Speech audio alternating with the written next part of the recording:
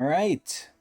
Hello there, ladies, gentlemen, gamers, and TikTok enjoyers. Welcome back to what I believe is episode 18, I think, in the Dark Dimension TikTok series, where I react to Dark Dimension TikToks to show everyone that the universe and world we live in is fooked and that it's not all sunshine and rainbows and hopeful as people believe, and as an easy way to advertise my Twitch channel, Twitch TV says Technics channel, where I stream every day, or at least I try to. And also because I like reacting to these shits. So anyway, again, we're on our third day of power in terms of recording these. So for the audience, this has no relevance, but for me, this has basically been a straight shot through for 3 days straight, and I'm kind of getting tired by how much we have to go through, because believe it or not, we're still behind over a fucking month.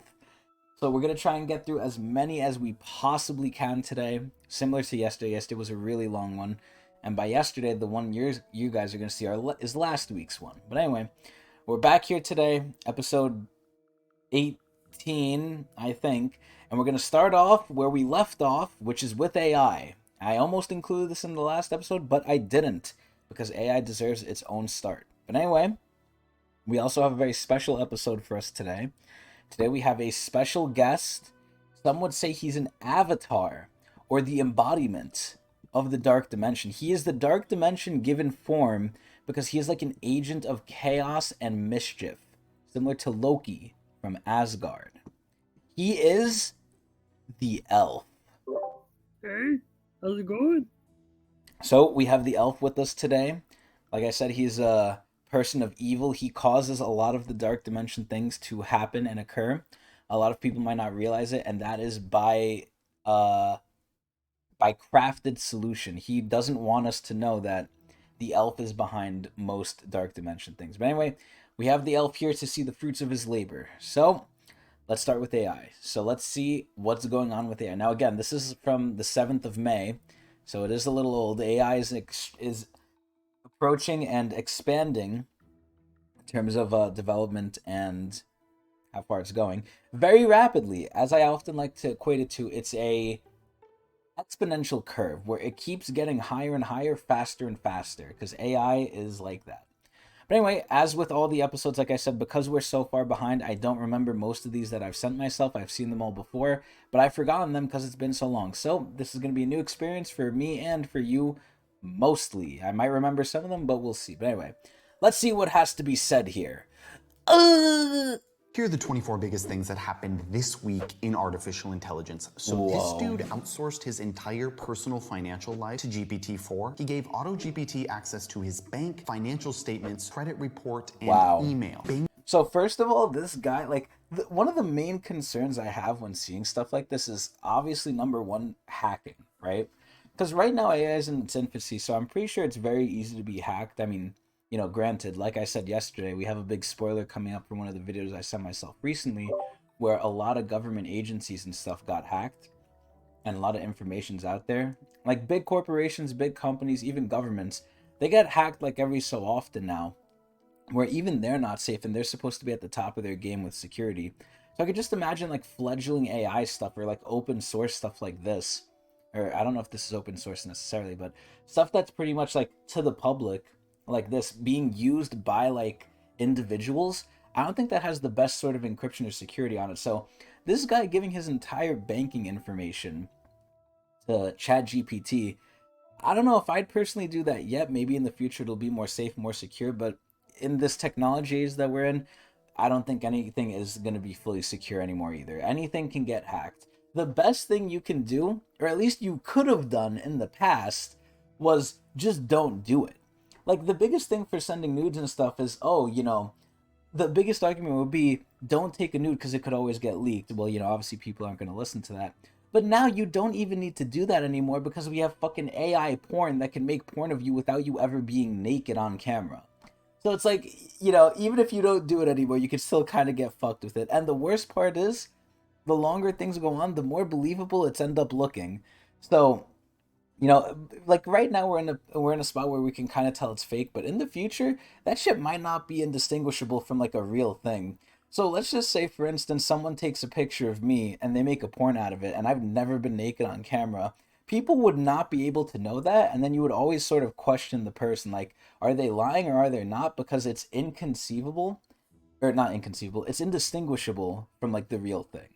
So already, 13 seconds in, this is already seeming a little scary to me, but let's keep going. Bing is adding multimodal chat along with plugins very soon. OpenAI just Ooh. announced text to 3D, and they just dropped a Insane. research paper and GitHub code for a model called Shape. AI breakfast. Okay, so before we go further, this is actually something that, again, because this is in the past, this has already been implemented in fucking programs like Photoshop. Photoshop literally has this. I don't know if it's a new feature in like an upcoming version, but I've definitely been seeing it used where you will write in a prompt like, oh, a steak on a plate with a fork near it. And just from that prompt, it will generate an AI image of that, and it actually looks really good, and you can edit it just with words. Like, it's actually insane. So already, like I said, we're seeing the exponential like growth of this thing where it's already being implemented in big programs like fucking Photoshop. Like, it's crazy how fast this shit's going. Noted that they are months away from having text to 3D prints. Yep, and look, this was in May and we're at the end of June, and it's already there. You're seeing literal mind reading in the AI space, and I'll talk about this in one of my next videos. An internal document at Google leaked, and it basically... Of course, look, another leak. Now, a leak is different from a hack. A leak is when it comes from internally. But, you know, it's very similar to a hack, where just like shit goes out, like almost nothing is secret anymore. Explained that they have no moat, and neither does OpenAI, and that their best plan of attack would be to embrace open source. Robots are learning how to navigate the outdoors. NVIDIA is adding photo editing with precision. Look at this. Shit. Midjourney is working on a 3D model. We've already seen pictures, text to images. Now we're gonna get text to 3D models in the future. NVIDIA announced the fuck? Which again, text to 3D models we already have now with the Photoshop. Time neural appearance, which is a new system that allows your computer to render complex film quality visuals in real time. And so this means that video games and other interactive applications can now look just as good as special effects in movies. Insane. Runway is now valued at $1.5 billion. We're seeing crazy weird AI generated beer commercials. So Khan Academy is launching a super tutor, and they're gonna completely change the way we learn with an AI chatbot that doesn't quite answer your questions or give you the answer. It helps you learn it, and it guides you through the different problems. Mark Zucks wants to bring AI agents to everyone on his platform. 11 Labs is beginning to have way more scams, and they are in other languages now. We're gonna have much better text in our AI generated images with the release of Deep Floyd. And here's some skills and tools. So GPT Code Interpreter is mind-blowing, as I showed in my last TikTok video. But people are losing their patience with paying $20 a month to be on the wait list. People are beginning to make much better movies with AI tools. Oh my god, this is actually crazy. So I've actually seen this movie on TikTok. It's not a movie, it's like a short little clip. But it's an AI fully created like visual, audio, everything of like a little movie scenario where like aliens come to Earth and it shows how humans would react. It's actually like an insane watch because again, no human made this. It was completely AI done from like a prompt. And the amount of like how it looks in detail and how realistic it was, they had Trump in this shit and they used the AI voice for Trump, so it sounded like him too. And it was so funny because it acted like him too. He acted ridiculous in it. But it's like, I swear to God, once we got the inklings of this, it fucking exploded so fast. Now, I'm gonna let the rest of it play out, but I'm gonna basically repeat what I've said in other episodes too, because that's what 90% of the series is now, since I've already said these things once in some previous episode, but let's let the rest play through. Holograms are getting much better. Learning piano is going to get... Like, bro, we have fucking holographic sandwiches now.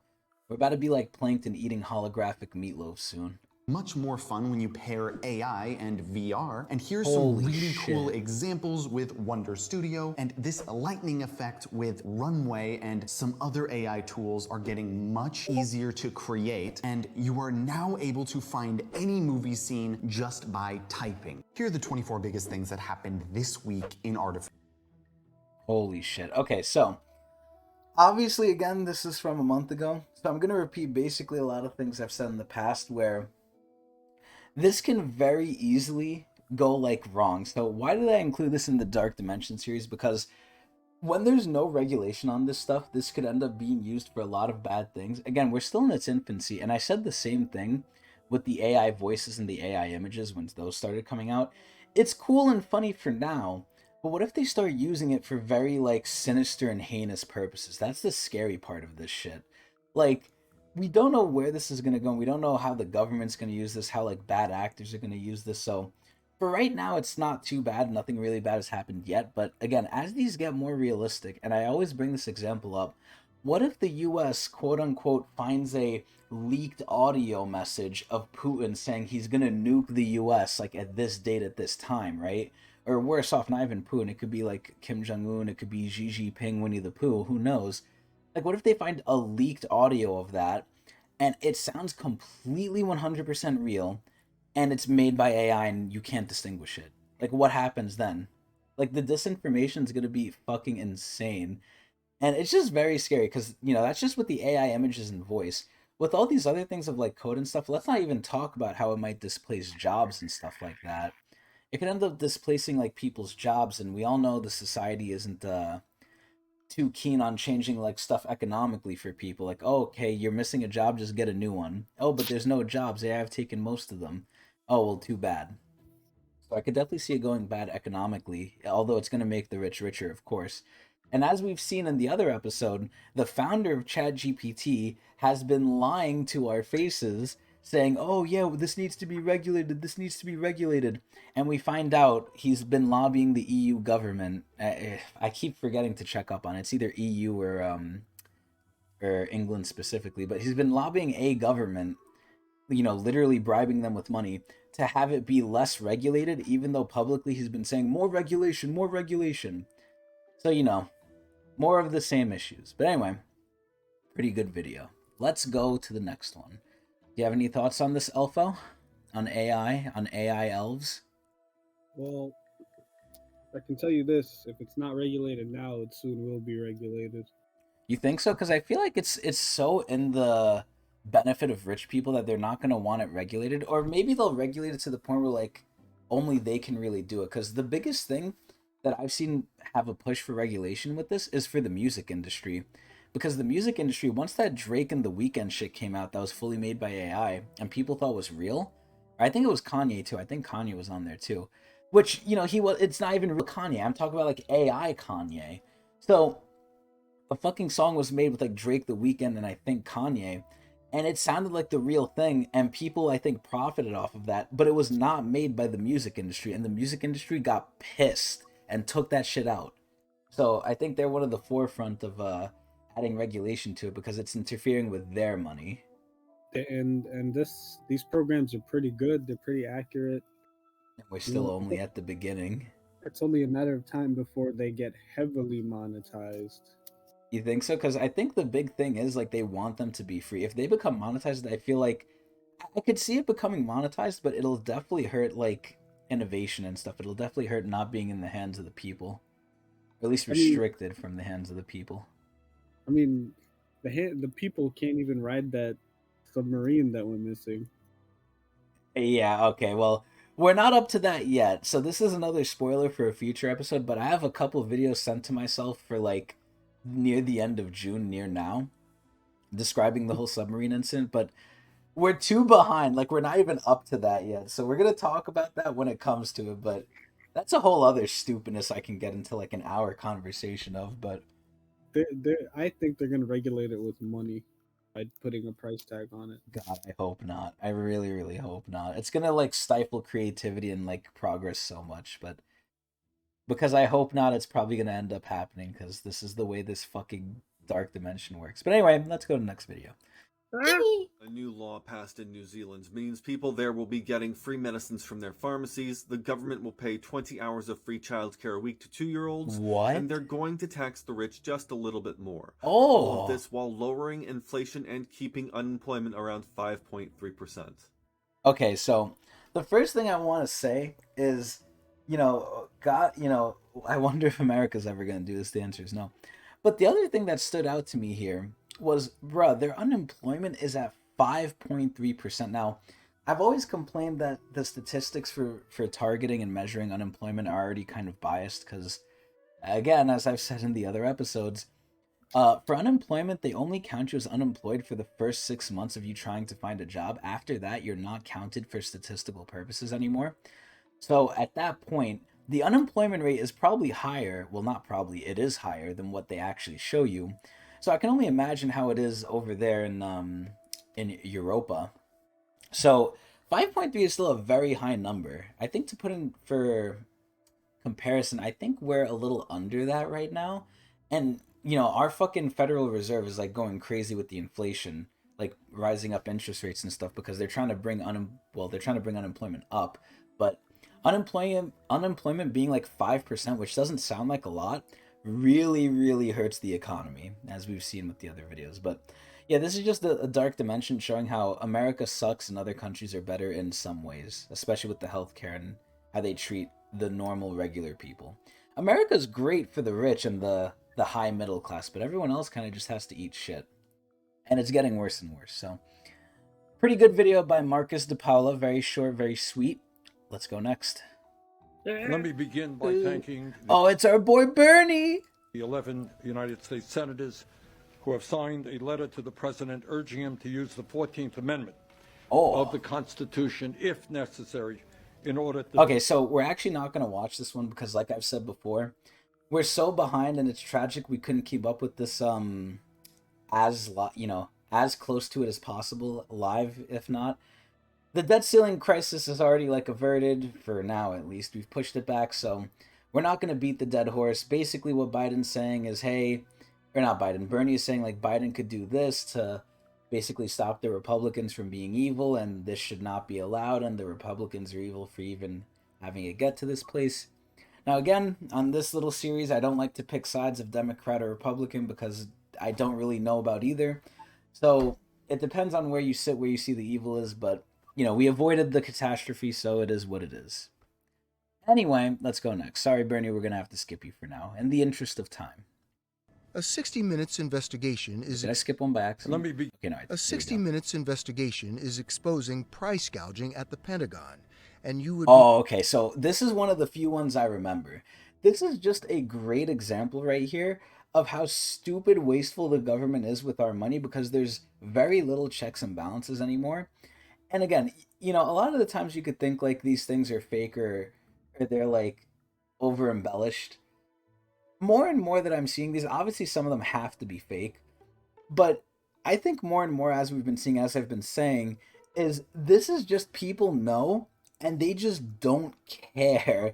Like, people will say, oh yeah, this is ridiculous, this is bad, but we've seen in the last episode with how people vote on elected officials and what they actually do, it doesn't really matter. Like, people will know this shit and they just won't change anything and they'll just let it happen. And the two biggest examples I always bring up are insider trading and lobbying.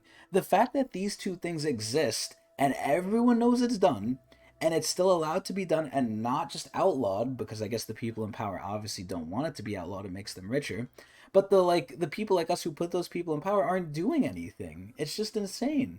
But you're gonna see, like, here this video is gonna describe how wasteful the spending is, and I've always mentioned this before too, of there's literally billions of dollars every year from our taxes that is unallocated, that the government just says, yeah, we don't know where it went, we lost it, quote unquote. And if anyone else were to do that, any business corporation, any person individually or conglomerate were to do that, they would be jailed instantly. But no, the government can do it fine because they're the ones in power and they're not checking themselves. So let's see. Be hard-pressed to find a better example than this. This, Bill, is an oil pressure switch that NASA used to buy. Well, their oil switch, with all of the cabling, costs $328. $328, right? Now, let's take a wild guess on how much this is going to be for the United States government to buy. So here I'm going to bring it over to the ELF. So ELF, this thing is $300-something normally. How much do you think the company that makes this is going to charge our U.S. government for buying it? I don't know, honestly. Well, let's take a look. This oil switch, we paid over $10,000 for it. Oh my god. Like, bro, this is why they're taxing us so much. So much of our tax money is being spent wastefully. Forget about even like the war stuff, right? Because the war stuff already cost a bunch of shit because of fucking Raytheon and Lockheed and Martin. Just this oil whatever switch thing, $300 normally for any other person buying it, but they're gonna charge the government $10K. And the government's gonna buy it too. They're not even gonna argue with it. They're just gonna buy it. It's so stupid. Like, That's oh my god. insane. It's ridiculous. Is there something special about that oil switch? No, it's the same one you could buy for $300. Oh, that's insane. It's ridiculous. And look, even the comment, or not the comments, the description here, says the accountability system is broken. There's no checks and balances, or there's very few anymore. I mean, again, just to bring in another example of this, look at the fucking Supreme Court now. One of the checks and balances, one of the main ones of the three-way checks and balance system of our government, and we've already been seeing that shit's corrupt. Surprise, surprise. Anyway, let's go to the next video. Gamers are pissed right now. Oh, another gaming one. Oh shit. So last episode we went over the Overwatch thing of how they basically like fucked us and they just lied, and even the Dark Dimension is in gaming now, which it has been for a while. We just don't focus on it in this series. But I wanted to put another example of it just to really like hit it home here with Philip DeFranco, because it's getting so big. Even like non-gaming news shows like Philip DeFranco are even covering this shit, because this is how bad this shit was. And again, for people who actually play Overwatch like me and the Elf, like, this is not new news, but again, we're backed up, so this is in the past how big this was. Right now, there are a lot of gaming fans that feel completely wronged by Blizzard Entertainment, with them casually dropping that they were scrapping a massive feature that they promised in 2019 for the game Overwatch 2. And even that, for context, literally made it so like the players of Overwatch 1 had to eat shit for over 3 years of no content under the promise of, oh, it's all going towards the PvE, and then it basically didn't matter. if you're not into gaming, it's a very interesting business story. Because the company promised that eventually it would have a deep narrative-driven story mode that people could play with their friends and progress through. With that being in addition to the player versus player experience that it currently has. The company wasn't ignorant to the fact that they were going to get backlash for this new plan, with us seeing the executive producer trying to defend the decision to drop the story content. With everything we've learned about what it takes to operate this game at the level that you deserve, it's clear that we can't deliver on that original vision. Or sometimes you can be critical of gamers because you're like, okay, you have absolutely wild expectations, they're unrealistic. See, this is where, like, I think Philip DeFranco's trying to play both sides here. And it's a good thing to do because obviously gamers do have unrealistic expectations. But it's like, bro, it doesn't excuse what happened here. Like, there's a point where you could see both sides, but there's almost no side that's right with Blizzard's side. You just want to complain, but this... I understand, like, gamers have unrealistic expectations, but I feel like nowadays those expectations are more realistic because we've been getting the bare minimum. Exactly. I was gonna say we're just getting shit recently. Like, more and more we're just getting shit that's either just overly monetized or just a quick cash grab. And it's like, it's not even about the game anymore, it's just about money. So we just want, like, now the baseline stuff that we already used to get, and we just want it again, and we're not even getting that anymore. Like, it's insane. Sad. Feels very different, with many pointing out that the whole story mode was essentially the whole reason Overwatch 2 was made. And with this, I'm also wondering, did they know they were lying from the get-go? With other some creators like Ludwig pointing out that when Overwatch 2 was announced, Activision Blizzard wasn't really doing hot financially. But I think this was a lot of internal pressure from higher-ups to deliver on a product and overhype a product to get them out of a tumultuous time, which led to disaster for the game itself. And so with this, many saying this is a prime example of what Blizzard is now, that generating profit is the only priority. And this is a big fact, and how this relates to the Dark Dimension overall, aside from gaming, it's pretty much just, we are struggling with just greed rampant everywhere. Alright, let's get to the next fucking video. We're facing a potential global another economic Philly D meltdown one. if Democrats and Republicans do not reach an agreement on the debt limit within a matter of days. So again, this is old news. We reached an agreement to the debt limit, so we're skipping this one. Sorry, Philip DeFranco. The IRS... Oh, look, another Philip DeFranco. have actually just done a good thing. According to 3 current and former government officials, the IRS has built a free digital tax filing prototype program, with a pilot program reportedly set to be available to a small group of taxpayers in January for the 2024 tax season. Okay, so before we even get to the end, because I don't want to forget the thought I have now, a lot of people, my many fans out there, might be wondering, why am I including these things in the Dark Dimension TikTok series? Because some of these things are not, Dark Dimension related. And little do you know they are. Now, Philly D might go into it, I don't remember if he does. But essentially, the IRS is building a free way to file your taxes, which I don't know why they didn't have in the first place. But the biggest thing about this now that is like a big FU is we can never have a good thing anymore in this world because it's gonna interfere with big businesses. I mean, look at this right here, right? The IRS is going to build a free way to file your taxes, but who's that going to interfere with? TurboTax, H&R Block, literally any accountant that does taxes for people. Now, granted, because it is from the government, because it is from the IRS, it might end up being really shitty anyway, and you might go to outside alternatives like H&R Block and TurboTax because they know what they're doing, they do it well, and they make it easy. The IRS one might not be as easy as theirs, we don't know. I mean, I have my assumptions, because stuff with the government is usually shit anyway. I mean, look at the New York fucking state of health website. That shit's down half the time if you try and go on it. So, again, it might be shitty anyway, but already I know that H&R Block and freaking TurboTax are going to lobby the shit out of the government to not let this through. And the IRS always likes to complain, oh, we don't have enough funding. And then recently with the, ironically enough, the debt limit agreement that the Republicans and Democrats got to, one of the agreements in that shit is to take back some of the money they were going to give the IRS, which has been complaining about not having a big enough budget. So at the end of the day, even though this was something nice, A, will it really be something good comparatively to the other things out there like H&R Block and TurboTax, which who knows, but I have my assumption that it won't be. And number two, we have something good, but it's always going to be trying to get shot down by the big companies because it interferes with them. So, moral of the story is we just can't have anything good, but let's see.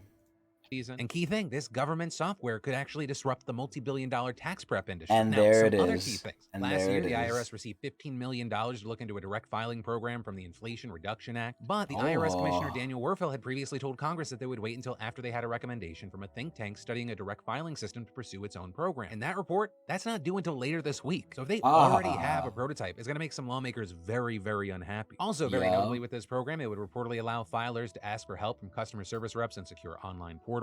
Yeah, and I guarantee you that's going to be at least a 2-hour wait time, but too many people don't understand taxes because it's so complicated. Which is another key thing because it's another method that would make it competitive with massive tax prep companies, who, by the way, shockingly didn't respond well to this news. With the chief executive of FileYourTaxes.com saying, is there a need for government to come compete with and change a functioning private sector industry? Yeah, so basically what they're saying is there a need for a government to provide a free service that we're already charging for? Do we need to make this free for people? An Intuit spokesperson saying, a direct-to-IRS e-file system is wholly redundant and is nothing more than a solution in search of a problem, and that solution will unnecessarily cost taxpayers billions of dollars. But here, I feel inclined to give you a friendly reminder. Intuit literally just settled a $141 million lawsuit to settle claims on misleading more than 4 million Americans and diverting them away from free options to premium paid ones. Wow. Wow. Interesting. The IRS... I was gonna also tell you, people who file with TurboTax are more likely to have an error on their taxes. Bruh, what the fuck? When I was working for a tax firm, there were a few people that we had to do work for because they used TurboTax. So at that point, who's at fault? Is it TurboTax or is it the person? The person can choose to do whatever they want. Maybe they can sue TurboTax. I've never looked into it. But at the end of the day, it's not TurboTax that's liable for the debt that they incur from the mistake. What the fuck? Yeah, and it turns out being a heavier loss for somebody who just chooses to use TurboTax instead of a real person. This is crazy, bruh. Oh my god. So, if you don't need any more proof than that, there it is.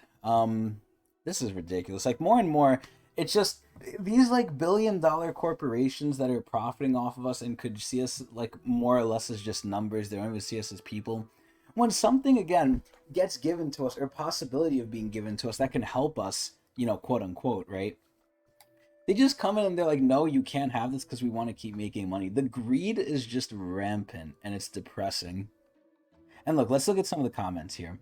Lobbyists will do everything in their power to guarantee it sucks, lacks funding, or goes years without updates. And I fully believe that too.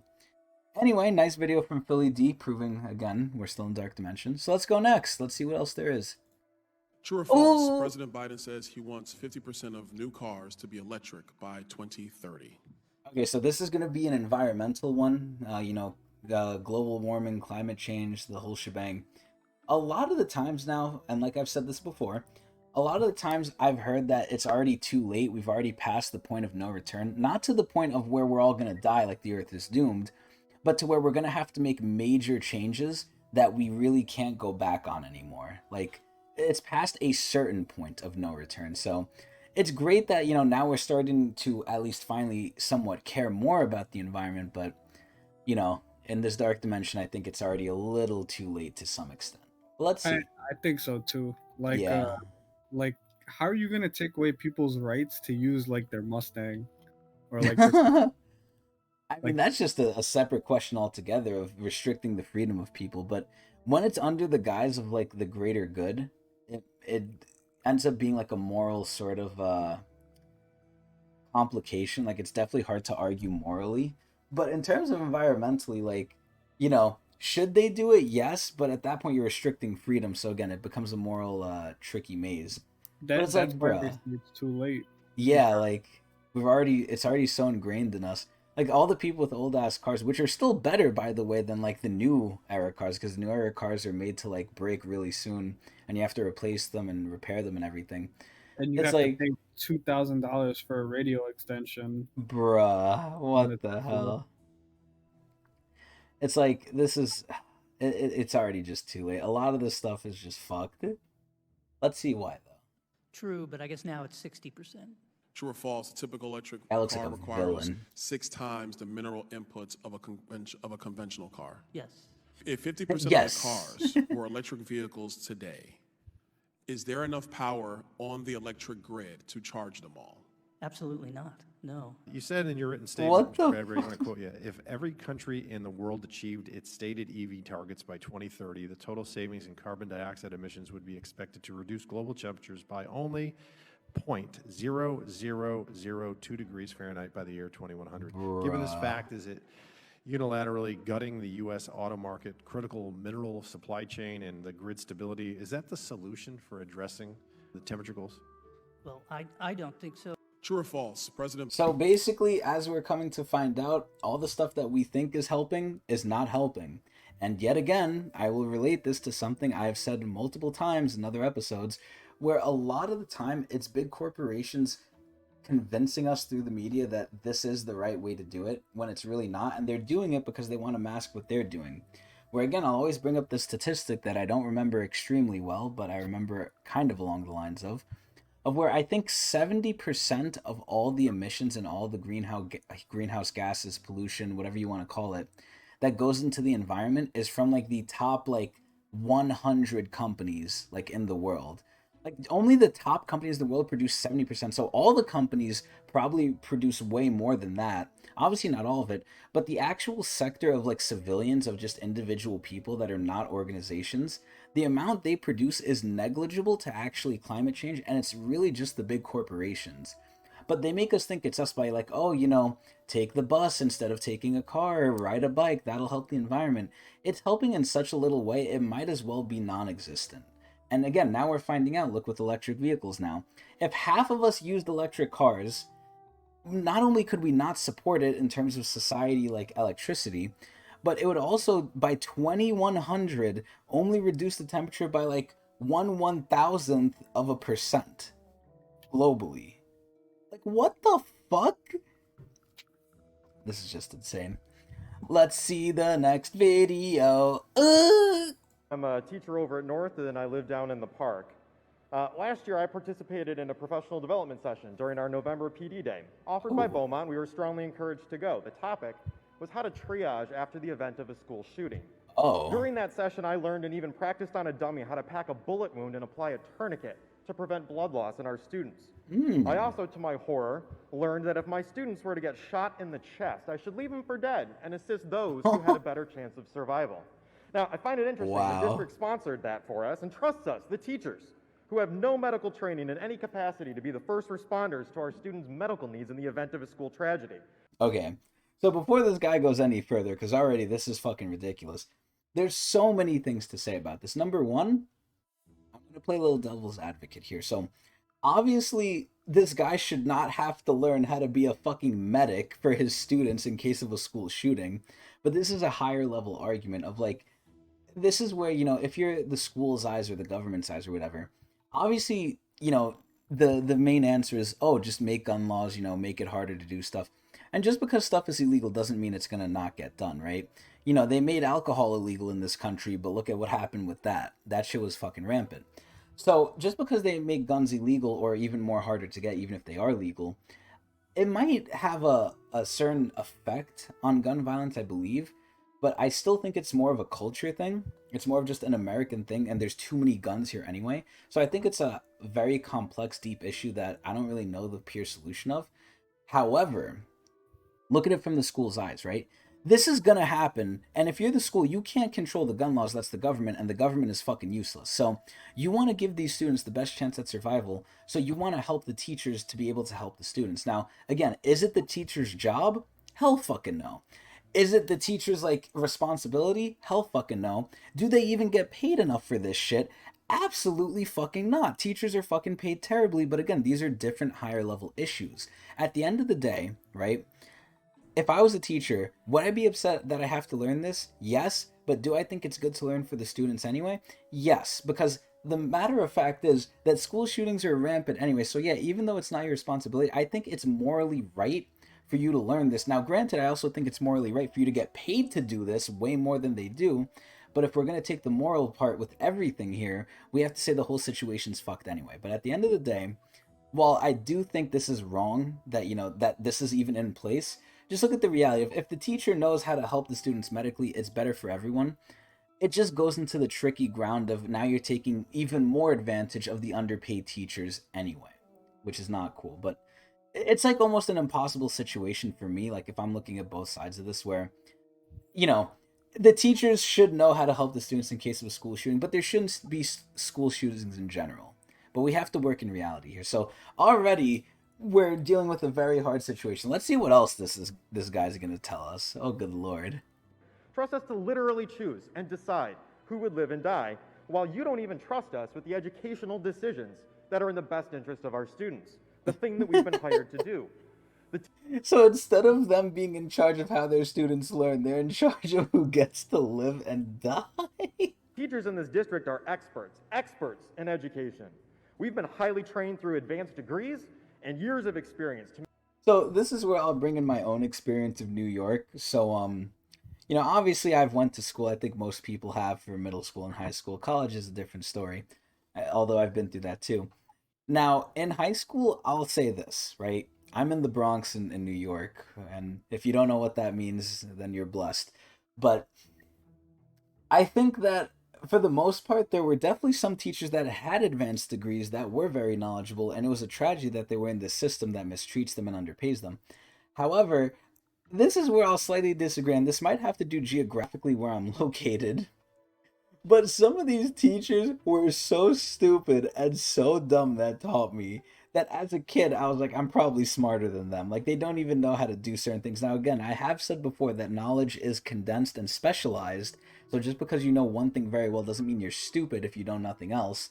But still, at the end of the day, man, there are just some stupid people, and I've definitely had a lot of stupid teachers. But where this guy is, I fully believe him, where he says, like, you know, a lot of teachers have very advanced degrees and go to school for a very long time to teach kids.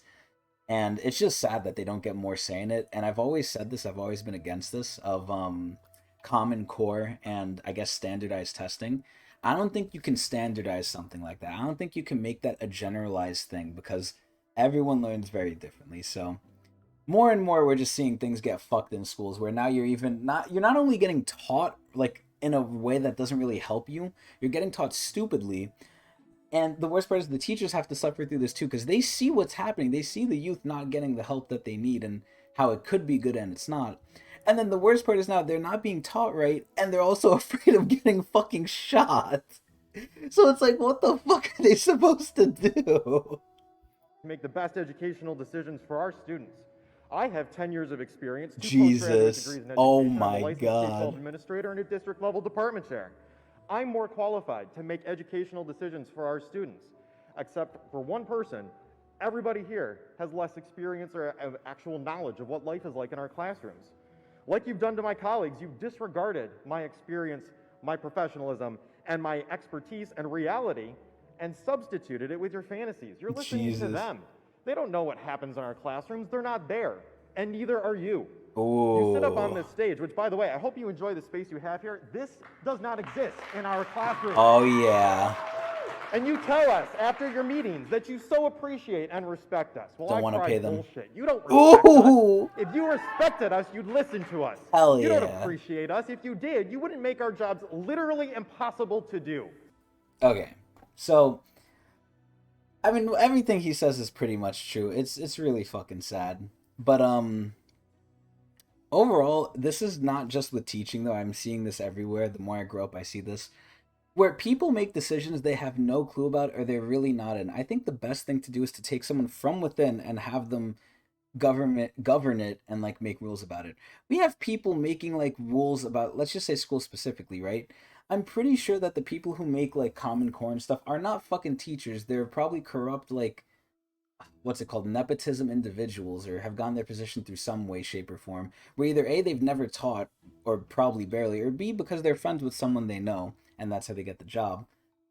And it's just like, it's so stupid that this is the way it is, not just for schools, but for everything. But, you know, again, dark dimension, so what are you gonna do? Pretty sad. And again, the biggest part is people know this. Like, this is not a hidden thing. People know this is the way it is in school. We can all, like, pretty much agree that, yeah, we know this is how it is. But knowing and, like, actually doing something is different, and nothing really changes with this shit. So I expect it to get a lot worse before it gets better. There's probably going to be more school shootings, more tragedies. And, again, I already think we're at a point where it's ridiculous how many there are, and still nothing is changing. And it's pretty much just going to get worse because everything else is getting worse. So it is what it is. Anyway, let's go next. What happens when you piss off the entire music industry? 5 days ago, Drake and The Weeknd surprised And look, this is literally what we were talking about. Released the song of the summer, except it wasn't Drake or The Weeknd. It was the guy in a bedsheet Okay, so maybe I was wrong about Kanye. using AI to replicate their voices. Now, allegedly, the guy that recorded the song was a startup founder trying to drum up traffic for his company, which is hilarious. Before yesterday, the song had been played tens of millions of times and was trending everywhere. But the Empire strikes back. Universal Music Group, the ones that manage UMG is fucking evil, by the way. They copyright all my shit on YouTube. distribution for Drake and The Weeknd, got the song banned everywhere, from Spotify and SoundCloud to YouTube and TikTok. But here's what I found most interesting. Universal released a statement essentially giving the entire music ecosystem an ultimatum. They said, you're either on the side of artists, fans, and human creative expression, or on the side of deepfakes, fraud, and denying artists their due compensation. And my only question for Universal is this. What happens if you can't put the genie back in the bottle?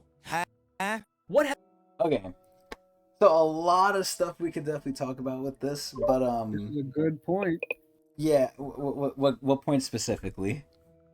It's gonna devalue artists in general. So yeah, this is where it's gonna get a little tricky to talk about this, because this can go in so many different directions, and you know, we could spend a whole hour debating this and stuff, but to kind of keep it concise, I don't want to go too much into like, is it right, is it wrong sort of thing. I'll just go into like the part I found pretty hilarious of all this. Well, number one, this is scary as shit, because again, like I said, the music industry is going to be restricting a lot of shit going forward, because they're, you know, once you affect the money, money talks. But number two, excuse me. Number two is, you know, UMG is basically saying like, oh, you know, what about the artists, this, and that, right? Aside from the top performing artists, UMG takes advantage of and does not pay well, and is very predatory with their contracts to a lot of artists aside from the top ones. And it's like, I just find it very ironic that they're the ones saying like, oh yeah, you know, for the artists, what about them?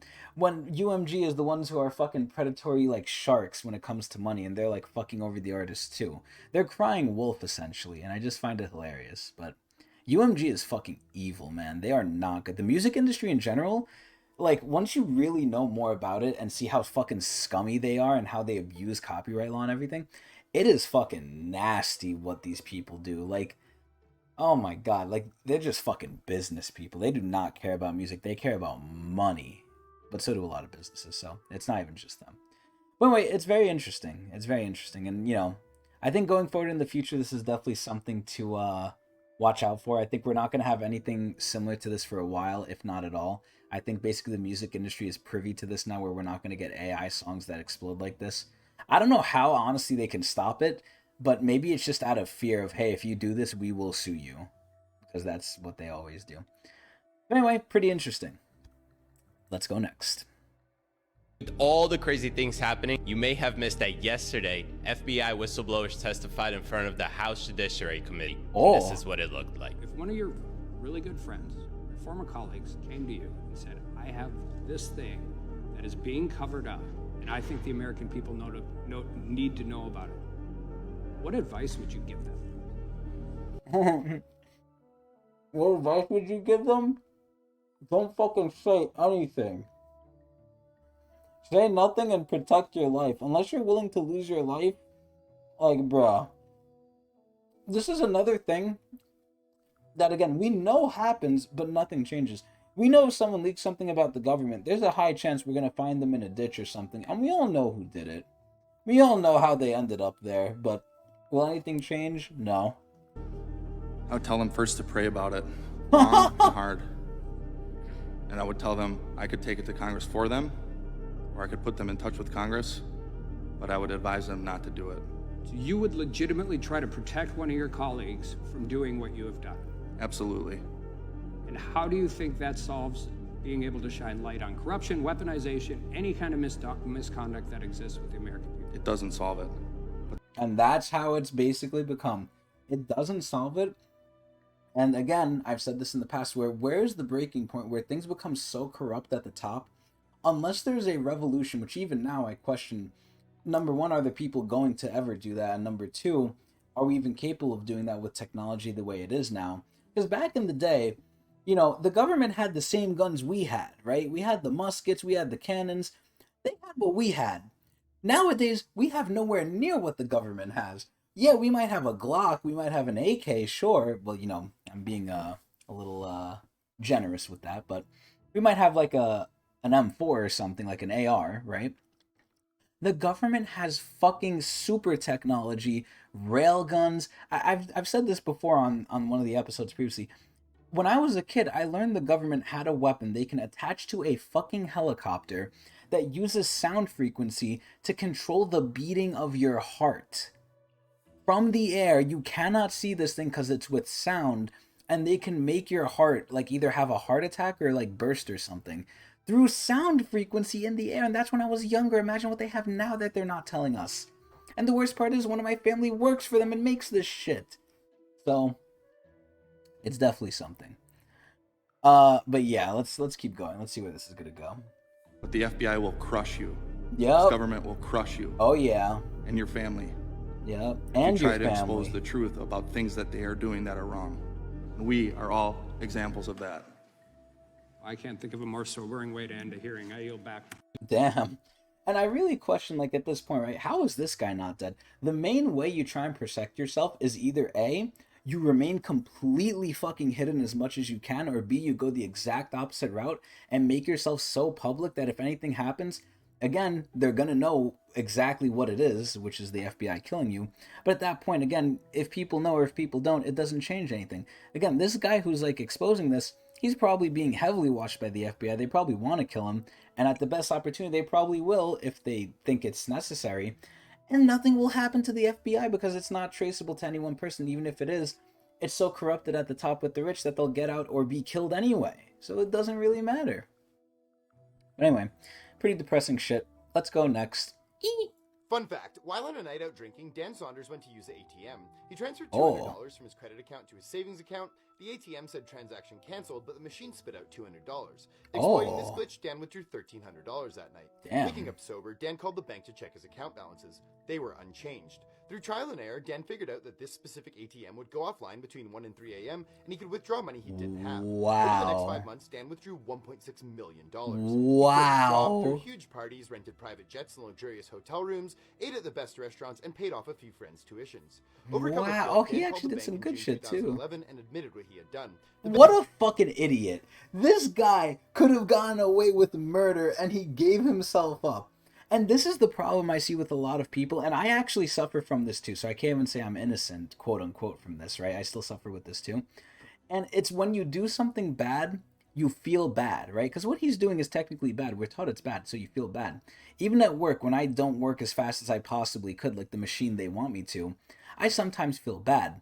But it's such a big mistake because, number one, the banks literally prey on people, as we saw last episode with what they do with mortgages, which is fucking disgusting.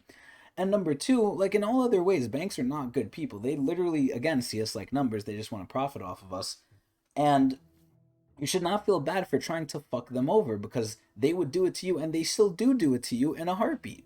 So it's like, it's so sad that like good people feel bad for doing bad things and they shouldn't even have to do bad things. And I wouldn't even call this a bad thing, but this guy probably felt guilty and reported himself. And let's see what happened to him, right? The bank said the police would contact him. They never did. Well, like, what the hell? He even got a grace from God here saying, oh, you gave yourself in here, I'm gonna help you out. And, the police don't go after him. So he called the bank back a month later. He called them back? What is wrong with this idiot? And again, they said the police would be in touch, but they never called. What? They asked the media to admit what he had done, doing an interview on national television and 3 print interviews, but still, the police didn't call. Oh my God! How many chances is this guy gonna get? Finally, 3 years later, Dan was arrested and pled guilty to 111 counts of fraud and theft. He spent 1 year in jail, and when he was released in May 2016, he went back to working as a bartender. At least the story didn't end that badly. But bro, this guy got $1.6 million, got 3 chances to basically like walk scot-free.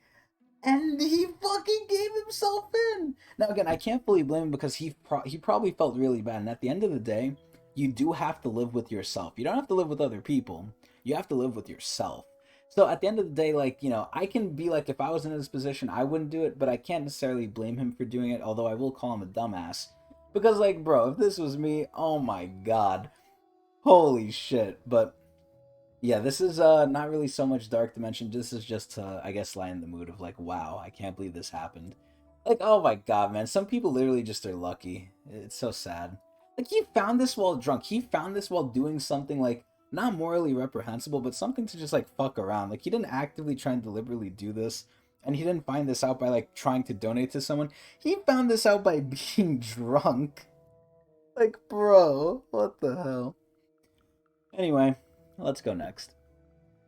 If you go to McDonald's anywhere in the world, you will find French fries, or chips as you call them, and you will find that they're always made from the same potato, the russet Burbank potato. This is a potato from America that's unusually long and difficult to grow, but that's what they want because when you're McDonald's, you like those red boxes with a little bouquet of very long chips. It looks really good, and so they insist that all their potatoes be russet Burbanks, and they further insist that they have no blemishes at all. There's a very common defect of russet Burbank potatoes called net necrosis. And you've seen potatoes with a little brown line sometimes or spots that come through it. Well, McDonald's won't buy them if your potatoes have that. And the only way to eliminate that is to eliminate an aphid. And the only way to do that is with a pesticide called Monitor that is so toxic that the farmers who grow these potatoes in Idaho won't venture outside into their fields for 5 days after they sprout. And then when they harvest their potatoes, they have to put them in these atmosphere-controlled sheds the size of a football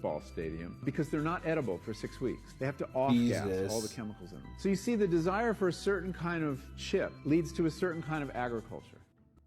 So what does this basically say? Well, number one, like there's a whole bunch of stuff just, I guess, I don't want to say medically, I want to say maybe genetically that I find an issue with this with.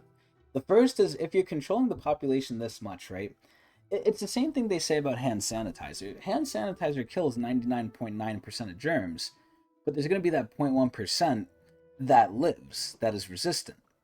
And then here's what the issue becomes. The 99.9% is dead, but the 0.1% that still lives, that's resistant to it, is going to keep replicating, and it's not going to be the 0.1% anymore. It's going to be greater.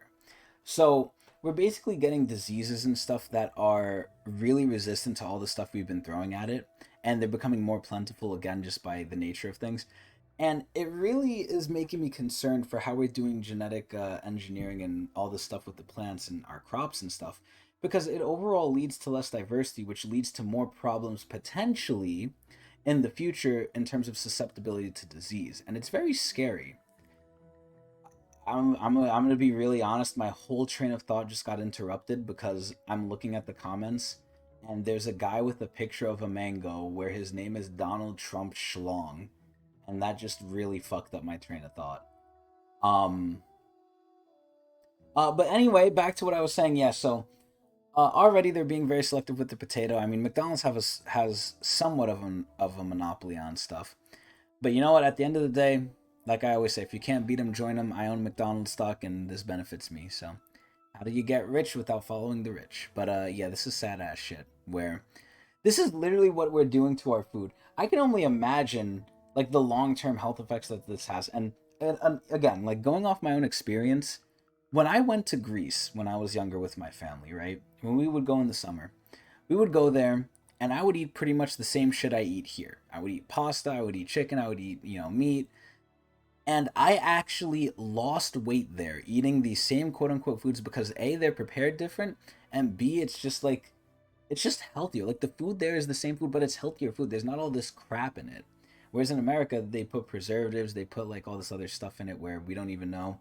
And I just question like the long-term health effects of putting the fucking poison on the plant that literally makes it so for 5 days you cannot even go out there to harvest it. Like, you can't even go near it for 5 days, and then you have to air it out for weeks. Like, what the flying fuck? And we're eating this shit, and McDonald's is buying it. Crazy ass shit, man. Let's keep going. The state's tough immigration Oh my god, this is so loud. law just isn't working out. So this has to do with Ron DeSantis again. So we've covered this a little extensively in the past, but yeah, so essentially to catch everyone up, if you guys didn't see the other episodes, or if you forgot like I do, Ron DeSantis basically banned immigration. He banned immigrant workers, the lifeblood of many of America's foundations and industries, and now Americans had to take the jobs that the immigrants had, and guess what? Americans don't like it and don't want it and are bad at it, because it's sort of akin to slave labor. So what are we arguing for? To the slave labor to come back. So we literally want the immigrants back so they could do the jobs that no one else wants for very cheap, so the like core industries can keep going. And a lot of it is farming, ironically enough, going off of what we just did with the potato. But let's see what they have to say here. Immigration workers left, so this farmer hired Americans. Problem is, he says, most show up late, work slower, and are ready to head home after lunch. Some even quit after just one day out in the field. And farmers say many Americans are not physically fit and simply don't work fast enough. And this is the funniest part too, because it's not only with farming, right? It's also for the army too. One of the big problems the army is facing recently is many Americans, not even just physically, because physically we have like a big problem in this country because we're fat fuckers and we're not physically fit to even go to war. But the other problem is mentally. There's been such a spike in mental problems with people, and that's a higher level topic we're not going to get too much into, but so many people are unfit physically and mentally for the army that the army's having a tough time keeping up its fucking population. It's crazy ass shit. Many of our local farmers are dependent on immigrant labor to pick their crops every day. And that's the produce you and I are buying in the grocery store. But many of the men I spoke with agree that immigrants need to be legalized in some form or fashion. Several of the farmers I spoke with today off camera say the inconsistency of the immigration law is already hitting their business. They told me workers are simply moving to states who do not have immigration laws, and they say that could jeopardize farming. The state. So, yeah, I don't know what Ron DeSantis is doing. Again, the big thing was, oh, this guy's so cool. He's a presidential candidate, this, and that. And then he did that weird interview where he shook his head, and then he started doing this bullshit where now all I'm hearing is really bad shit about him. So it's like, this guy's obviously stupid in this sense at least, and once you start messing, and we've seen this again already this episode, once you start messing with the money of businesses, be it medium or large, they're going to get together and they are going to change shit. I would not be surprised if the whole reason Ron DeSantis either rolls back or does something with immigration is purely because the farmers are going to complain, and the farmers control the food that we eat. Without farmers, we would be fucked. So again, once you mess with businesses, especially core businesses, things are gonna fucking change. I don't know if it's changed yet because this did come out May 16th, but you know, I think Florida is either gonna have to change things or it's just gonna go down burning. But Florida is already a piece of shit anyway, so who knows? Anyway, what, you find that funny, Alpha? Florida's fucked. Yeah, I know. Oh my god. Anyway, let's go to the next thing.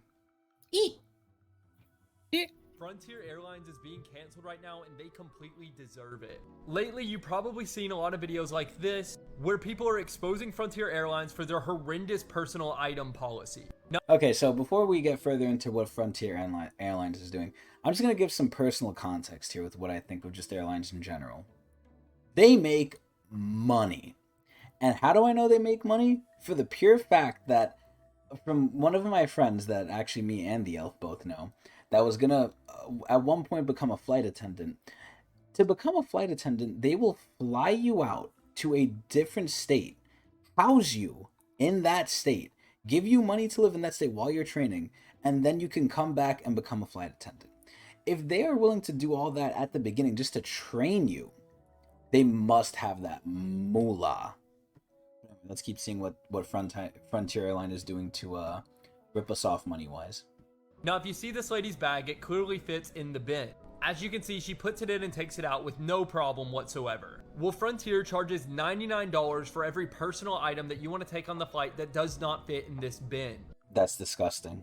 And a lesser known fact about their personal item policy is that gay agents get a $10 commission for every personal item that they can charge someone for. What? And here it is. And here it is. So here's where I'm going to go back to just what not every, but most companies do, right? So already I've kind of said that most likely, I don't have hard facts, but most likely from what I know, airline companies have a shit ton of fucking money. So following suit with reality and what we've seen with our other episodes, they probably pay their employees not too well, right? They might pay them decently, but probably not what they realistically could or should be paying them. So they're probably underpaid, relatively speaking. So you probably have someone who doesn't make a lot of money, who probably needs more money in today's society, and now you're going to give them an incentive to fuck with people. It's like taking a starved person, putting them in a monkey suit, and telling them go fight the other monkeys, and if you do, you get $10. Like, they're actively incentivizing monetarily people to make other people's lives harder when they literally don't have to because they need more money. And look at the comment here, the first comment here. Bro, they just want more money. Like, I can't even outright blame the workers here because, again, they're probably getting underpaid. So I can't blame them for trying to get an extra $10 because they want to fucking eat or something, or maybe they're in debt. Like, it's just sad all around, and we need to blame the head of this place, you know, the airlines, that are implementing this. It's fucking bullshit. Anyway, let's see what else happened, because we're only 30 seconds through this shit already. Which has created a unique problem for Frontier Airlines. You see, this commission has caused the agents to start telling people that their bags do not fit when the bags clearly do fit in order to get this $10 commission out of customers. Now, this has caused many viral videos of customers sharing their horrible experience with Frontier and caused basically every single person in Frontier Airlines comment section to be upset with them for this policy. It's also caused Frontier customers to completely turn against the gate agents. Which is sad, because like I said, the gate agents aren't fully at fault here. As the gate agents will often refuse to let the customer board. God, If the I thought he was saying gay agents. I was like, what is that talking about? No. That's why I was so shocked. I was like, what the hell? Oh, you were shocked for that, not because of what they're doing? I kind of think this makes sense in a way. In what way? Because there's such a limited space on the plane. Like, people just come with the carry-on with whatever they want, and they just put it there. When you're sharing foot space with other people. So this kind of like, it does limit that. but it doesn't, because the things that they're talking about are fitting in the thing that they're showing. Like, they're saying if it doesn't fit and you're trying to bring it on, we're going to cost you extra. But it is fitting, but they're lying saying it's not because they want to make the extra $10. Yeah, the idea makes sense, but this what they're doing is pretty corrupt. Bro, it's crazy. And the sad part is, we see people complaining in the comment section, this, and that. Unless they hit their money, unless they hit the corporation's profits, unless they start boycotting freaking Frontier, this shit is not gonna change. Because not only is Frontier gonna make $89, the fucking employee's gonna make the extra 10. So the employee's always gonna want to do it. They're gonna be incentivized. And Frontier doesn't care because they're making extra money from this anyway. And a lot of the anger, yes, some of it's going to Frontier, but again, unless we boycott them, they don't care if people talk shit about them. They honestly don't. And they're still getting $89 out of this shit. Customer won't pay the $99 personal item fee. It's also being reported that when they deny the customers from being able to board the flight, that they... Please tell me they give them a refund. Please tell me they give them a refund. Don't reveal this to me. Do not give customers a refund. Oh my sweet God. Honestly, I would never fly with Frontier over this. This is wild. Just imagine that. Just imagine for a second. You go to the airport with a bag. It fits in the thing that says, if it doesn't fit you, we charge you extra. You see it fits physically with your eyes. The gate attendant says, no, it doesn't. Give me $99. You're going to get upset. Oh, you get upset for a completely valid reason. Now you can't get on the flight, and now you lose your money. Like, yeah. What the hell? Airports have a lot of power to do what the fuck they want. Bro, this is insane. Oh my God, this is disgusting. Another Dark Dimension example. Anyway, let's go to the next one. The worst cities to live in New York in 2023. Okay, so I remember this one. I actually remember when I sent myself this one. So a lot of the ones I don't remember. This one I do. This one is purely for informational purposes. There's really no substance here. This guy is literally just going to list out the worst cities to live. And that's all it's going to be. So let's just let it play out. There's not really much to say here other than what we've been saying in the future and past examples we have of New York really fucking sucks. But for all those tourists out there who don't live in this horrible, miserable rat trap of a state, be on the lookout because he's going to show you where not to go. At number 10, you got Niagara Falls, New York, where they have a total population of about 48,000 people, but they have a crime rate 95% higher than the national average. Also, I don't know if this guy did this intentionally, but I love the background here, how it looks very much like how most of New York looks. Behind caution tape and with graffiti and dilapidated and run down. Very accurate to New York. Very much appreciate the aesthetic. At number 9, you have Syracuse, New York, and they have a population of about 146,000 people, but your chance of being a victim of a violent or a property crime while living there are 1 in 30. Ooh. At number 8, you have Troy, New York, and they have a population of just 50,000. Now here's where I question, is New York going to be on here? Because even though I remember the content of this video, I don't remember the details. So I don't remember what's like number 1, 2, or 3, but let's see if New York or the Bronx is on here. I'm very curious. 1,000 people, but they have a crime rate 97% higher than the rest of the state. How great is New York, man? How great. At number 8, you got Albany, New York. Hey, and they have Albany. a population of about 98,000 people. Isn't Albany our capital? Yeah. How the fuck is New York City not our capital? What the fuck is in Albany?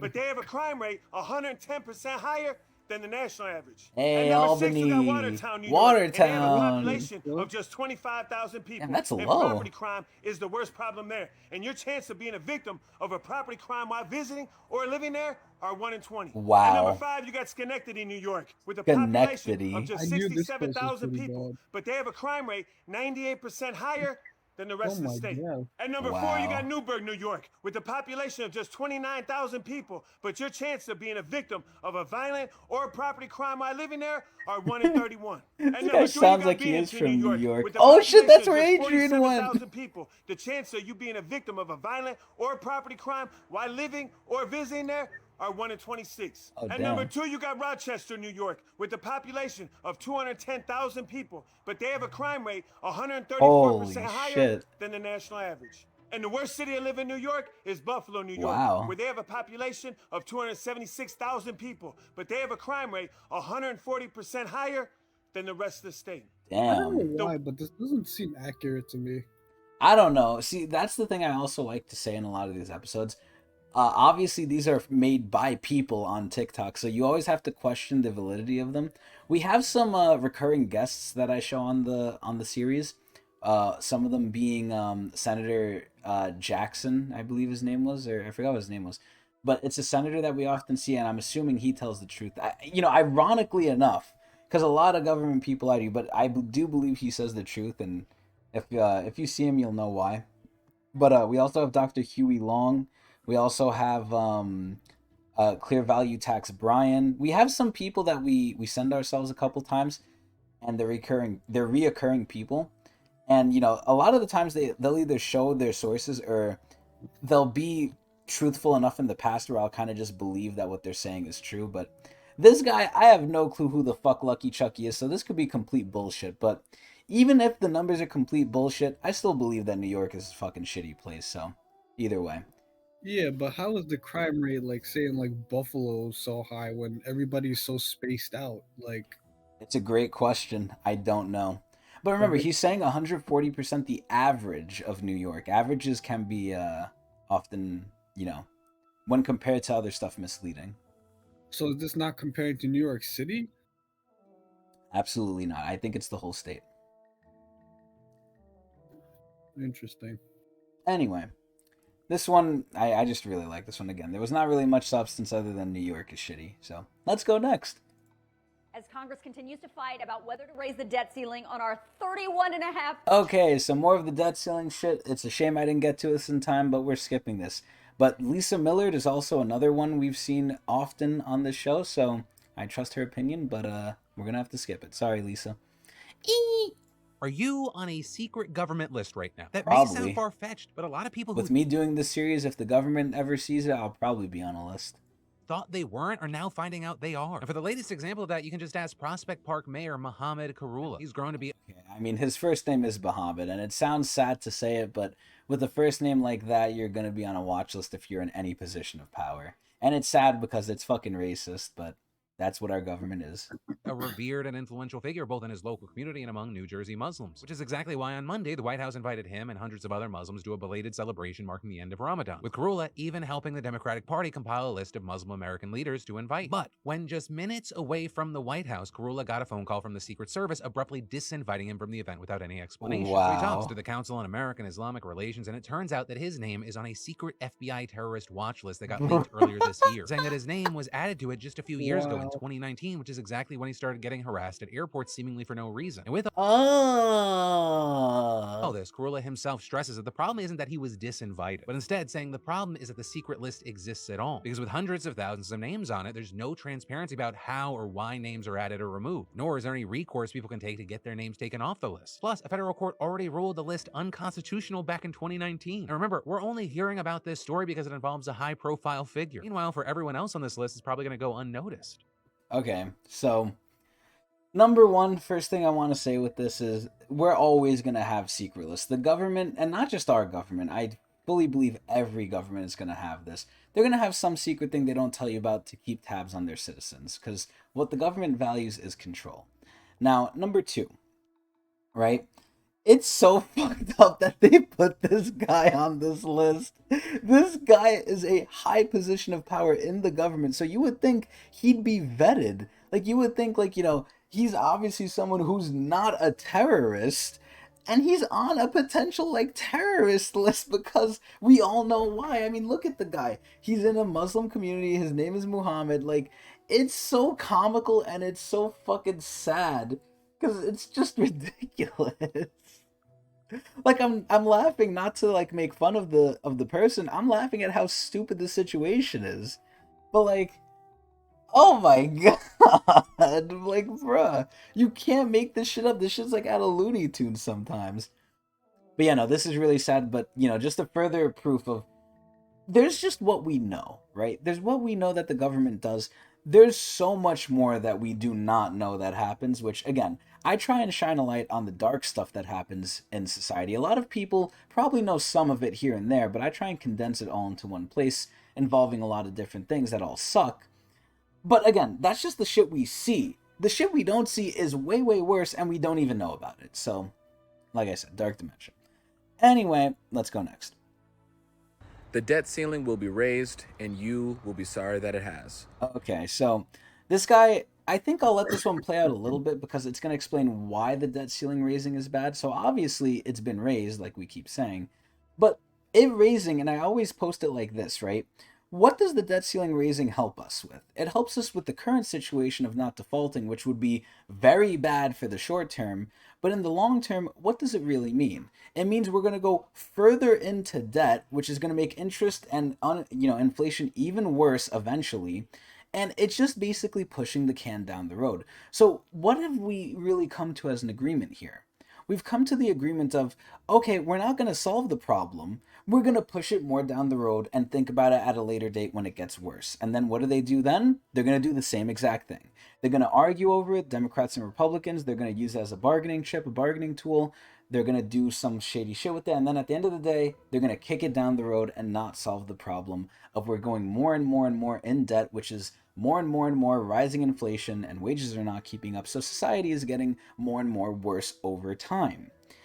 But, maybe he'll describe this. Let's see. Let's see what this young individual is going to tell us. This young gentleman.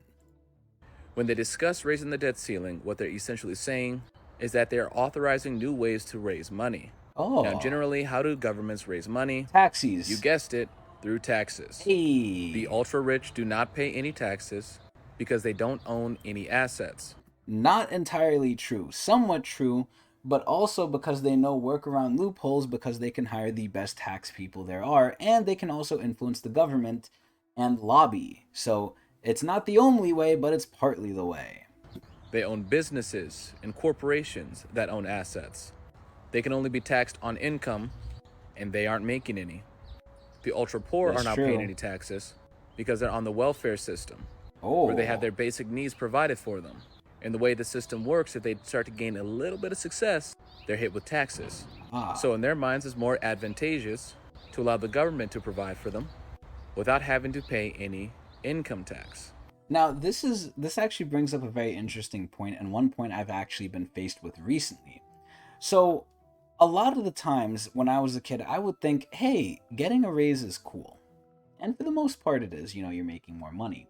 However, with the way society has been set up and with the incentives where they are, it's very, very eye-opening to me to realize, I always heard about this phenomenon happening, but this is the first time it really hit me, and I was like, wow, this is not good. So it's somewhat, advantageous with a grain of salt, obviously, but it's somewhat advantageous to be poor, and it's very advantageous to be rich. It's not good to be in the middle. The middle is where you get fucked, and I'll give you the perfect example again with me. When I was more poor, when I didn't have a job that pays as much as it does now, which realistically, if you have any job at minimum wage in New York full-time, you do not get enough money to qualify for any real public assistance. Why? Because they consider minimum in New York full-time to be a livable wage, which is a joke. But regardless, we've said that many times on the show, regardless, what ends up happening is if you're really poor, you get a lot of assistance. One of the biggest things is insurance for free.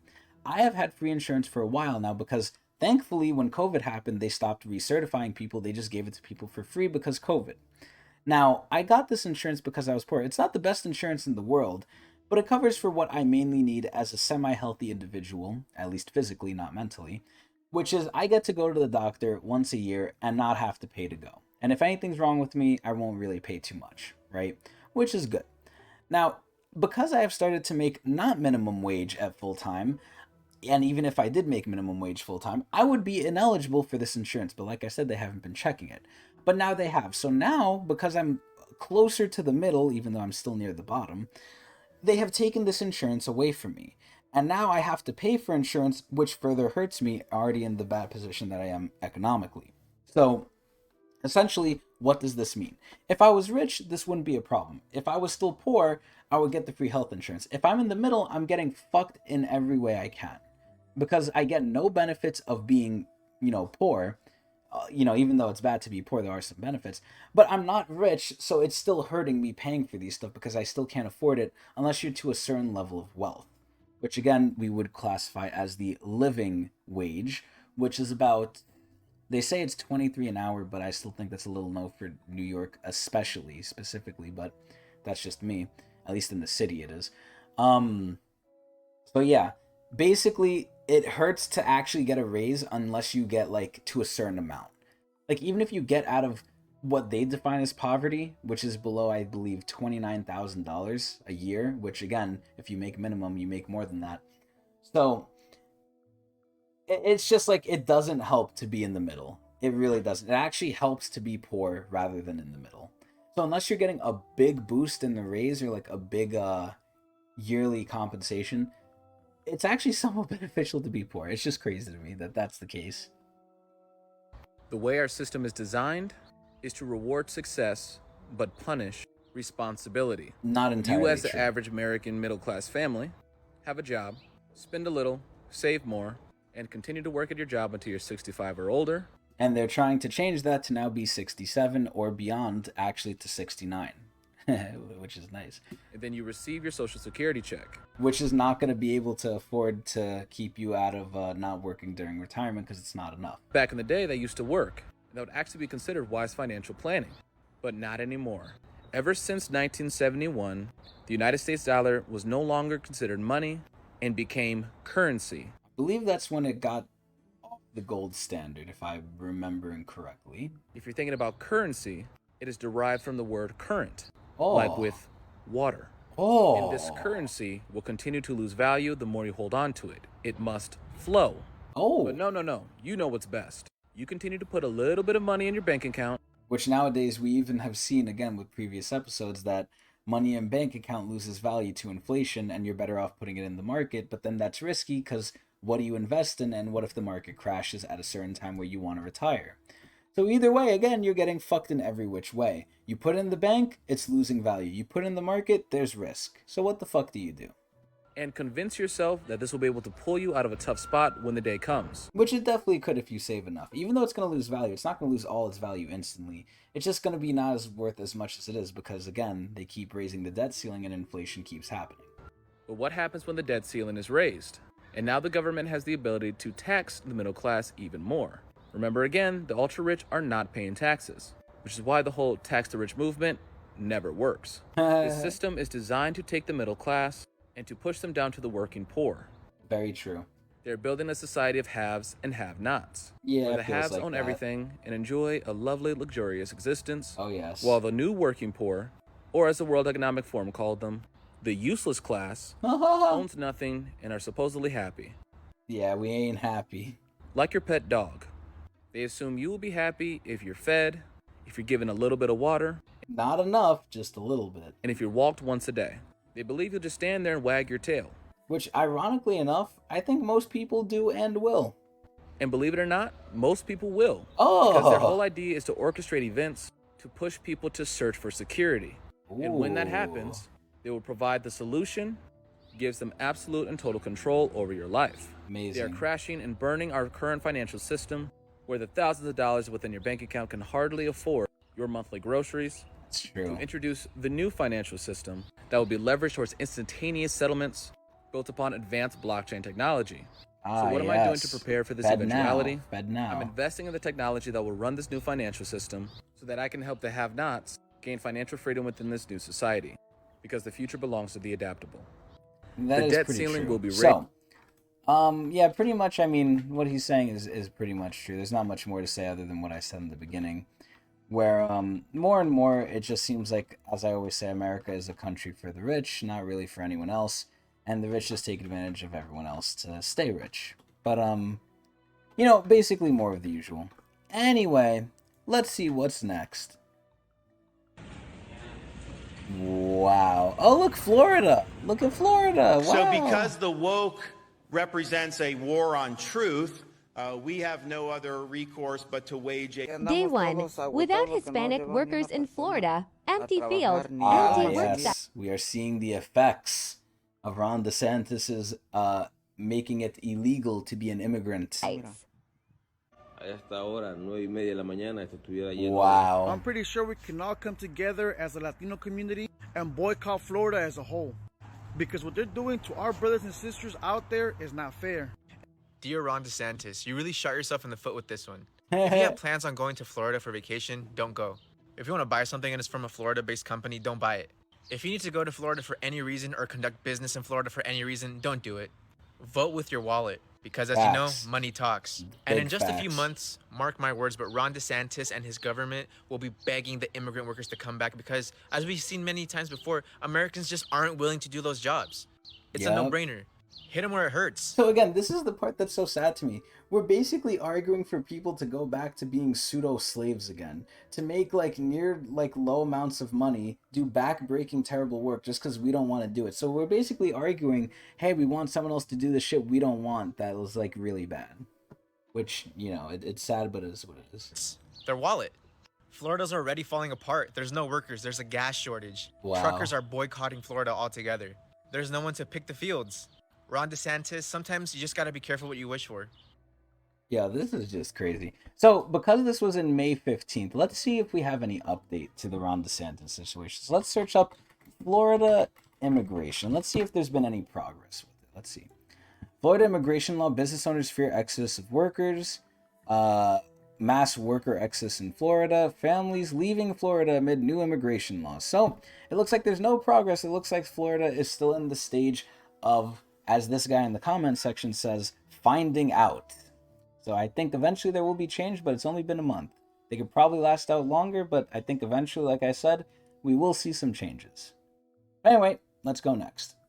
You're taking time off? Oh, I love this guy. This is another guy we often show. I don't know how true his shit is, but this shit is good. The reason? I don't have to tell you. Big facts. I'm sorry, are only certain reasons acceptable? What, are you gonna veto my grandmother's funeral? You need a reason? Does it matter? I signed up for the Stanford Prison Experiment Part 2 because it still sounded better than coming to work. I'm taking a mental health day. Yeah, honestly, I don't know if he's joking about this, but I need some of these too. Remember those? Or did you stop pretending to care about them after 2021?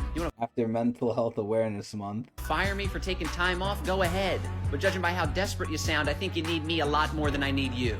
And again, this is where I always say, it's hard to really know where the reality is of the worker versus the employer who has the position of power. Because I do feel like over time it definitely does shift. But it's more often than not, I would believe the employer who has the position of power in certain things. But I think especially right now, people just need jobs. Like, if you're difficult, if you're making an issue, if you're not good at your job, and it's a low-level tier job, they're going to replace you. Because there's a bunch of more worker ants that need the job because people need to eat. And again, we're in the economic environment where it's kind of hard to afford food. So people are going to be scrambling for work, even if the job's shitty, because, again, they need to eat. So anyway, that's that. Let's go to the next one. Eat! Nancy Pelosi is the queen of stock market trading. Oh my god, we already mentioned this like we do every episode. Stock market trading, aka insider trading, which is what Nancy does and is the worst offender of it. This shit should be hardcore illegal, and she needs to be jailed immediately for doing what she does. This is so fucking corrupt. It's disgusting. I want to vomit. And I don't know how people can sit by, know she's doing this, and let her stay in government. I honestly don't know. Not sure how else she'd end up with a net worth of $315 million, luxury properties all over the world, and one of the best trading records of all time. But so, before they said the trading records of all time, you can honestly say, oh, maybe she's a good businesswoman. Maybe she has a hand on the trigger. Maybe she's, lucky. Well, if you have one of the best trading records of all time, what has been proven consistent in the market, as a person who I would like to say knows the market decently well, is you cannot time the market as well as she does without having insider information, because she literally makes the rules and is on committees that affect these stocks. So she knows how they're going to go up or down beforehand from the things that she is able to influence and do, and she's actively having a fucking monetary stake in these things and becoming rich off of it. It's stupid. And a lot of the people in the comments agree. 100% insider trading. It's insider trading. Nearly all politicians do it. And we know it. Totally insider trading. It should be illegal for our Congress to have the ability to buy stocks during serving. That should be true because they make the rules that affect these companies. But how does she do it? I'm not going to say insider trading, but in we all know 2007, what it Congress made is. laws that cost Visa billions. So their CEO met up with Nancy, donated to her campaign, and allowed her husband Paul to invest before the company went public. In March of 2021, she bought 2 million shares of Microsoft just 2 weeks before they got a contract with the U.S. Army for $22 billion. Amazon, Apple, Tesla, my girl Nancy does not miss. And no, this isn't a Democrat versus Republican thing, because members of both parties are doing this all the time. So much that there's now even an app called Autopilot that allows you to copy trade politicians. This is just simply us saying it's not the worst idea to keep track of what stocks they're buying and when they're buying it. And again, I always like to say, if you can't beat them, join them. You need the master's tools to dismantle the house. Anyway, more proof that, insider trading occurs and it should be widely illegal, but isn't, because the people at the top, the ones who make the rules, do the crime. Yeah! Elfo agrees. Let's go to the next one. Nobody can escape the IRS. Not even the former UK Prime Minister. Until This guy looks like, I think his name is, look, it says in the description here, Boris Johnson, right? Boris Johnson, I don't like to attack people for their looks, and I'm not necessarily attacking him. I'm just saying this is what I find funny about it. He looks like a guy that just got up out of bed. You would think for a guy in the government who's probably rich, he would fix himself up more to be more presentable and stuff. And I don't have an issue of him looking like this. Let me just get that forward for anyone. It looks exactly like Trump's head. It does. Well, let me see. Let me get it side by side. Nah, even Trump's hair looks better than his. Bro, Trump's hair, that's like a good picture. Sometimes, okay, I'm gonna be honest. In the wind, yes, sometimes Trump's hair looks crazy. Look how dumb his hair looks. He barely has hair on his head. Those are like loose strands of hair. Yeah, but look at Boris Johnson's one. He has more hair, but it's so messy. This guy is just ugly. Okay, well, I was trying to avoid outright just saying that, but yes, I agree. He is kind of ugly, but you could definitely tell he could do things to sort of make it look better, but he just doesn't.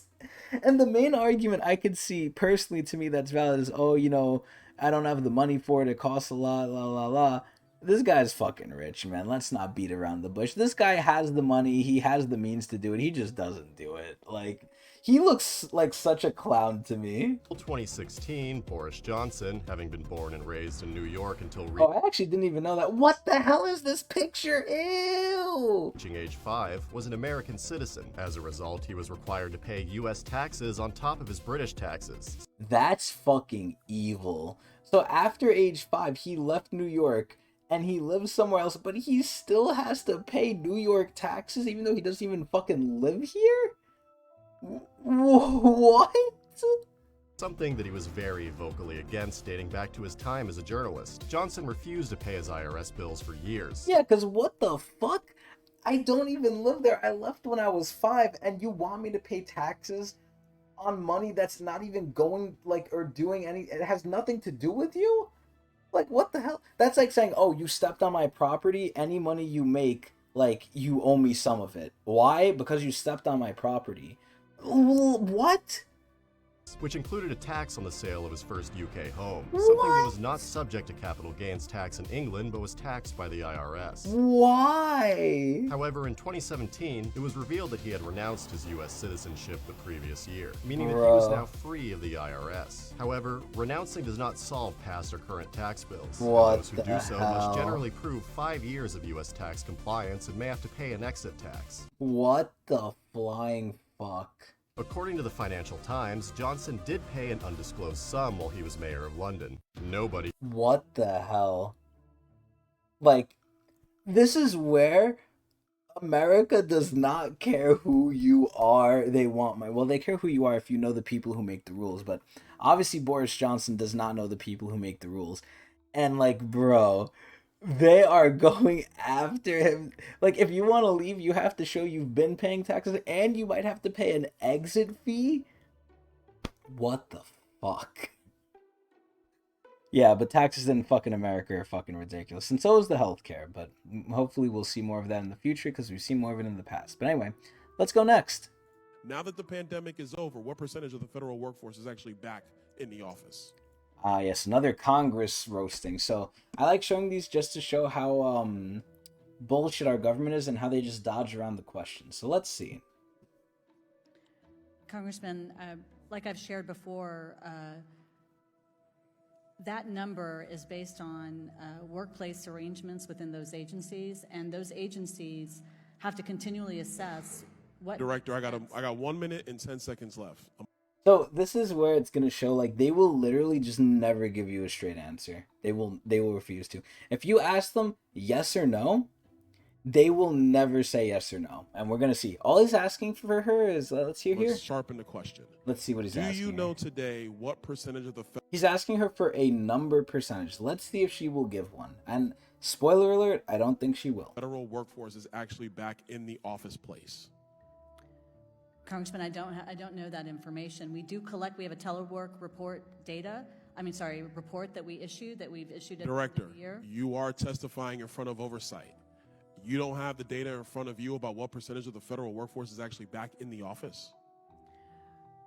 Congressman, it varies from agency to agency. So if it varies from agency to agency, just take the fucking average then, I guess. Like, give him something. Director, you're head of OPM. You're head of all personnel management.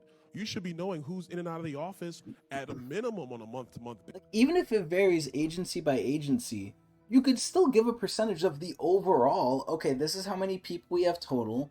This is how many people we have in the office. Yeah, different agencies might have different amounts specific to them, but there is a total. Like, these things exist. Basis. She either doesn't have the information or doesn't want to give it. Now, granted, I don't know which one, but I'm assuming she does not want to give it. This is data you should have from a month ago. Not even today. From a month ago, do you have the data? Like I mentioned, Congressman, it's captured in this report. I don't have those details in front of me, and that report is public to look at. So she doesn't have it in front of her, but it's public, so we can look at it. So, and the question. But Director, you're here now. It being public is great, but we're talking now. Let me last questions. I got 10 seconds. Last questions. Yeah. Do you think the federal employees should be back in the workforce at an 80% clip? Or actually, do you think they should be back in the workforce according to work protocols pre-COVID-19 pandemic? Yes or no? Yes or no? Let's see. Workforce is back to work. They've been working according to pre-COVID-19 protocols. I don't know if that's a yes or no. I mean, Democrats opposed our bill in the Show Up Act. They opposed it. All we said was go back to pre-COVID-19 protocols. They said no. Do you think we should go back to pre-COVID-19 protocols? Yes or no? Yes or no? It's a more complicated question than a yes or no answer. That's not complicated at all. People got to show up for work. Thank you, Director. Do you know what happens when you have a job in the private sector and you don't show up? You get fired.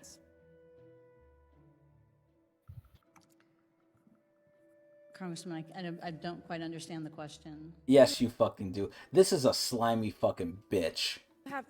You're the director of the Office of Personnel Management, and you don't know in the private sector if you don't show up to work, you know what happens? You get fired.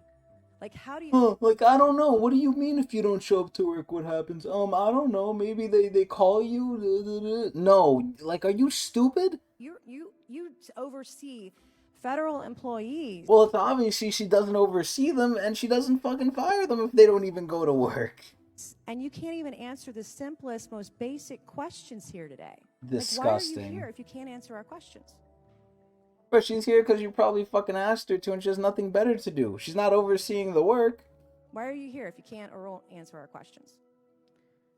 Congresswoman, I am trying my best to... You're not. You're obviously... You're not. You're filibustering. You're refusing to answer the most basic of questions that the taxpayers, quite frankly, on both sides of the aisle, deserve to hear. Federal employees are not showing up to work. That is a fact. Okay, but here's the big question. Now, I'm going to play devil's advocate here a little bit.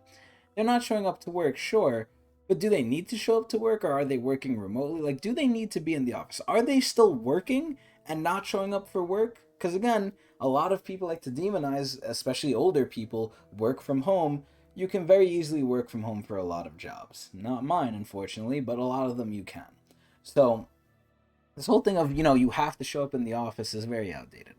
it does help for some people. Not everyone's a work from home sort of person, but you can very easily, and a lot of people can very easily work from home and be, if not as productive, even more productive. It really depends. But yeah, this is where, like, I'm glad people, and this is a step in the right direction to what I've been saying of, people are figuring this stuff out.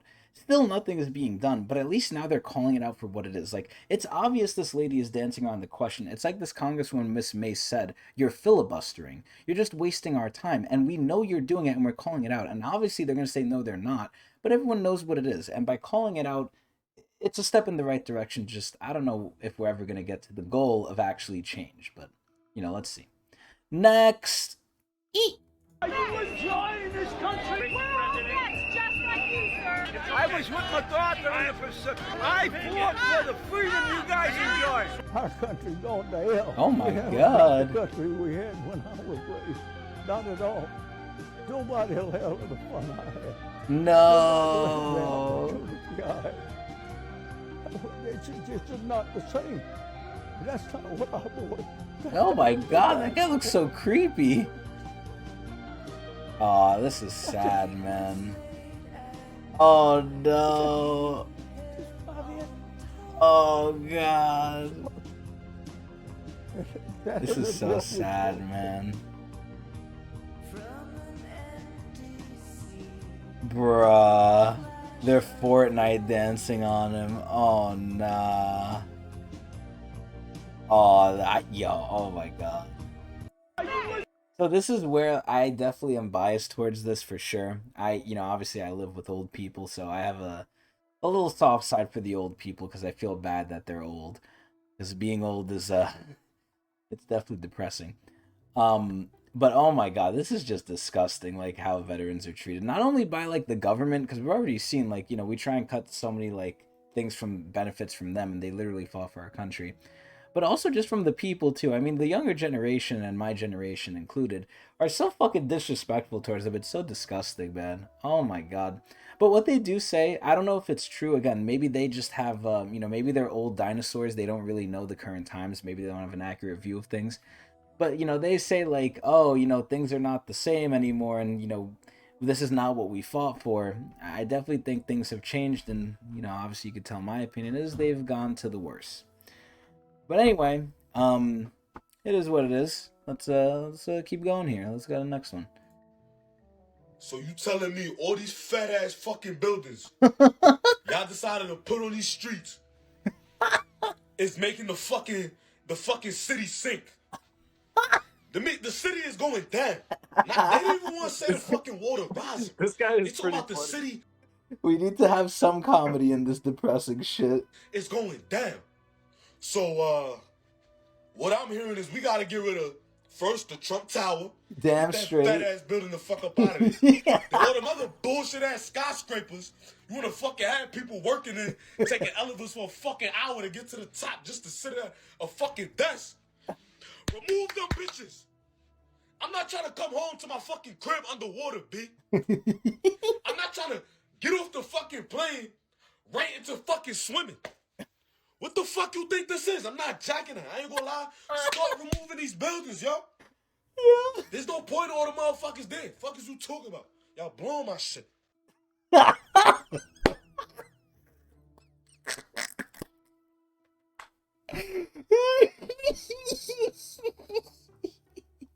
This guy really came out of nowhere. I love how he ended it just upset. Y'all blowing my shit. So, number one, this guy's obviously a fucking New Yorker if I ever saw one. Dare I even say he's probably from the Bronx. But, yeah, so I never would have thought I would have seen or heard about the day that New York is fucking sinking. But, we always hear, when we think of sinking, we think of fucking Venice, right? The city on, like, the reeds and stuff that they built. That shit is sinking, and that shit's a problem. But now, apparently, it's a problem in New York because the fucking state is, well, not the state, the city is so fucking heavy. I don't think I can say it better than this guy. When we got to get some of these fucking rich buildings out of here. Because literally, and this isn't even a joke, right? I often say two stories, repeated on every episode of the one about the homeless guy, which I'm not going to repeat this one unless it has reason to be repeated. And number two, how I work in Midtown Manhattan, one of the richest places in the country, if not the world, and they can't fix a fucking traffic light for months. But anyway, a couple blocks away from where I work, still in Midtown Manhattan, they're building a gigantic new skyscraper. And since I've been working at my job, I've literally been seeing it be built from the ground up. And obviously, this is just a part of building, or, well, that's a weird thing to say. Building a building. This is the whole process to it, but it's a mega skyscraper. Like, it's huge. They have to literally get in huge ass trucks to bring in all the materials from God knows where, and they're just stacking it on top of the building, right? Now, the sad part of this is a lot of places in New York, and this is where I'm going to relate it back to BlackRock, of which I'm a proud stock owner. Maybe not so proud, but a little proud. But a lot of these places are fucking empty. A lot of these buildings have empty, unused office space. Why? Because number one, the property tax is fucking ridiculous, so no one wants to buy it. And number two, the rent is ridiculous and no one can afford it. So you have all these like spaces that they're building with how many materials weighing the fucking city down, but a lot of it is unused and it's just being held there to jack up all the other prices of everything, so people that own it, that have a monopoly on it, like BlackRock, can just make more money. So it's fucking ridiculous. Listen, at a certain point, there becomes a cost for all this greed. It really does. If the fucking cost becomes New York City under the fucking ocean with Nemo and them and the little fucking mermaid, I don't even know what to say anymore. Like, a certain part of me wants to just let New York drown because this place is fucking terrible. But realistically, even if New York drowns, there's just going to be a new place that becomes New York. So all the fucking greedy business people are going to jump ship at the last second and go set up a newer New York somewhere else. So it is what it is. But anyway, I thought I'd include a little bit of comedic relief for the depressing shit we just saw with the old men. Let's go next. I really wanted to have better news. Hey, it's Jeff Jackson. This is the guy I said that's like cool.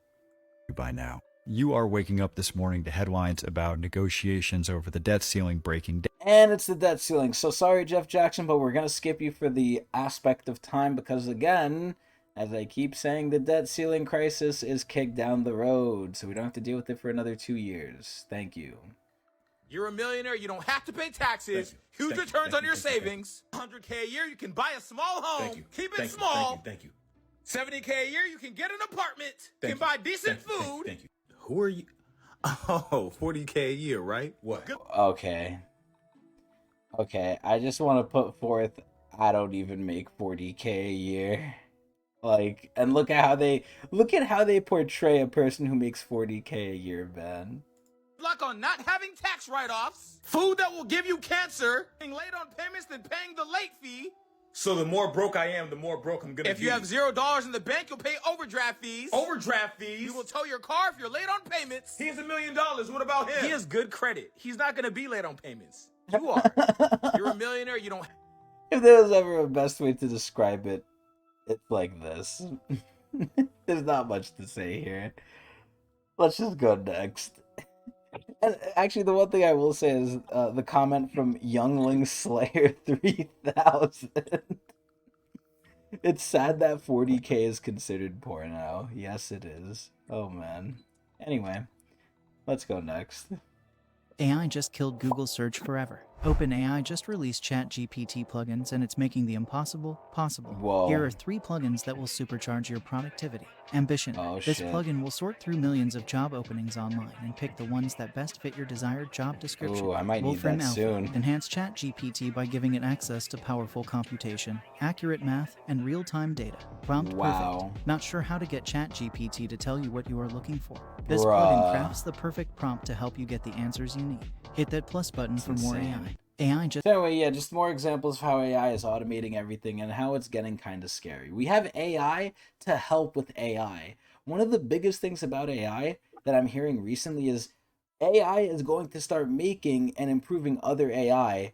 And then eventually, this is where people argue that, oh, this is actually good because eventually, if AI keeps doing that, AI isn't perfect.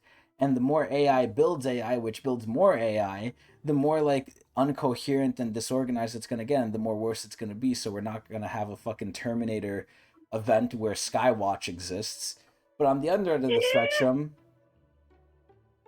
on the other end of the spectrum, we're gonna have possibly AI being too good and making things without us, again, like I always say, taking away jobs from us. So we just don't know yet, but I'm erring on the side of, AI is gonna teach AI and it's gonna be stupider because it's already being taught by something not that smart. AI is good, it's just still not where it's at or where it's gonna be at yet. So it is what it is. But anyway, yeah, more AI news. AI is getting scary, but we're using AI to interact with AI now, so it's crazy. And also, I just like to point out the comment from Tom here. Yo, dog, I heard you like AI, so we put an AI inside of your AI to help you with your AI, which is the thing they're doing with the Chat GPT thing, where it's like, oh, do you not know how to write into Chat GPT? Take this AI to help you write into Chat GPT. It's like, bruh, it's just so stupid. But anyway, I'm just gonna put a disclaimer. Mm-hmm. There's a Black Mirror episode covering all of this. Really? Which episode do you remember? They came out with a new season. Is this one of the newer ones? Yeah. Oh shit. And there's only like 4 or 5 new episodes. So. Wow. I can't watch Black Mirror. That shit gets me depressed, man. That shit's so depressing. It's like a lot of these Some of them things are really good. They are, but like a lot of them are really like fucked. It really just gets me sad. Like there's some that I saw that like when I saw them, it was so dark, depressing, and the sad part is eerily close to real life that like it's very, very not depressing like there's different types of depressing. There's depressing like, oh, that was a sad story, it had sad themes. This is depressing because I'm like, damn, yo, I can see this in real life.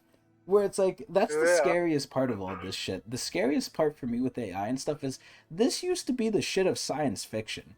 This used to be the shit that you would imagine like would never really happen, but it'd be kind of cool in your mind if it did. But now it's actually becoming a reality, and I never thought it actually would. And I keep saying it. It's fucking scary. This shit is fucking scary. Anyway, let's go next. There's simply no denying. Interesting. That money had more value, more purchasing power 40 years ago than it does today. Jobs generally paid more when measured in today's dollars, and things didn't cost as much. In fact, by nearly every conceivable measure, economically, societally, culturally, the boomers inherited a better country than they'll leave behind for their children. Thank you, they inherited boomers. Prosperity. They leave stagnation and decline and debt and bankruptcy. They inherited a vibrant and patriotic culture. They leave us one that is rotten and degenerate. They inherited... Degenerate is definitely true because look at the fucking dating scene. If you're young, you know what I mean. Strong nuclear families, and they leave behind a long, sad trail of divorce and broken homes. Oh, yes. As a generation, they failed to do the one single thing that every generation is supposed to do, which is to create a better world for their children. It doesn't have to be a utopia. It will never be that, but it should be better. A generation's only legacy is the country it leaves behind, and judging by that one and only real metric, the boomers have catastrophically failed. And they're not done either.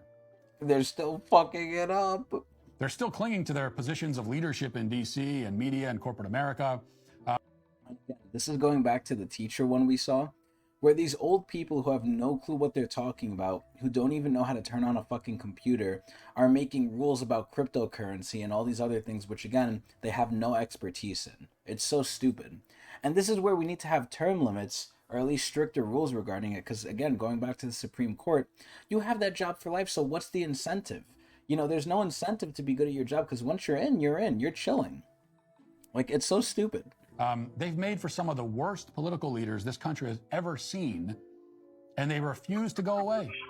They refuse to ride off into the sunset and let us clean up the mess. This is a problem. It's all absolutely true. Mm-hmm. There's no getting around it. Mm-hmm. Boomers generally don't take this kind of criticism well, but I mean, who's gonna take the criticism well that, hey, you ruined our lives? Like, no one's gonna, number one, agree to that.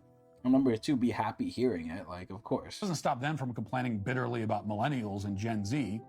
What they like to ignore, or maybe have somehow forgotten, is that millennials and Gen Z are their children and grandchildren. That's all part of their legacy. The millennial generation, my generation, we didn't sprout from the ground randomly like fungus. We didn't fall out of the sky like snowflakes. We were conceived and birthed and raised. And in many cases, raised poorly.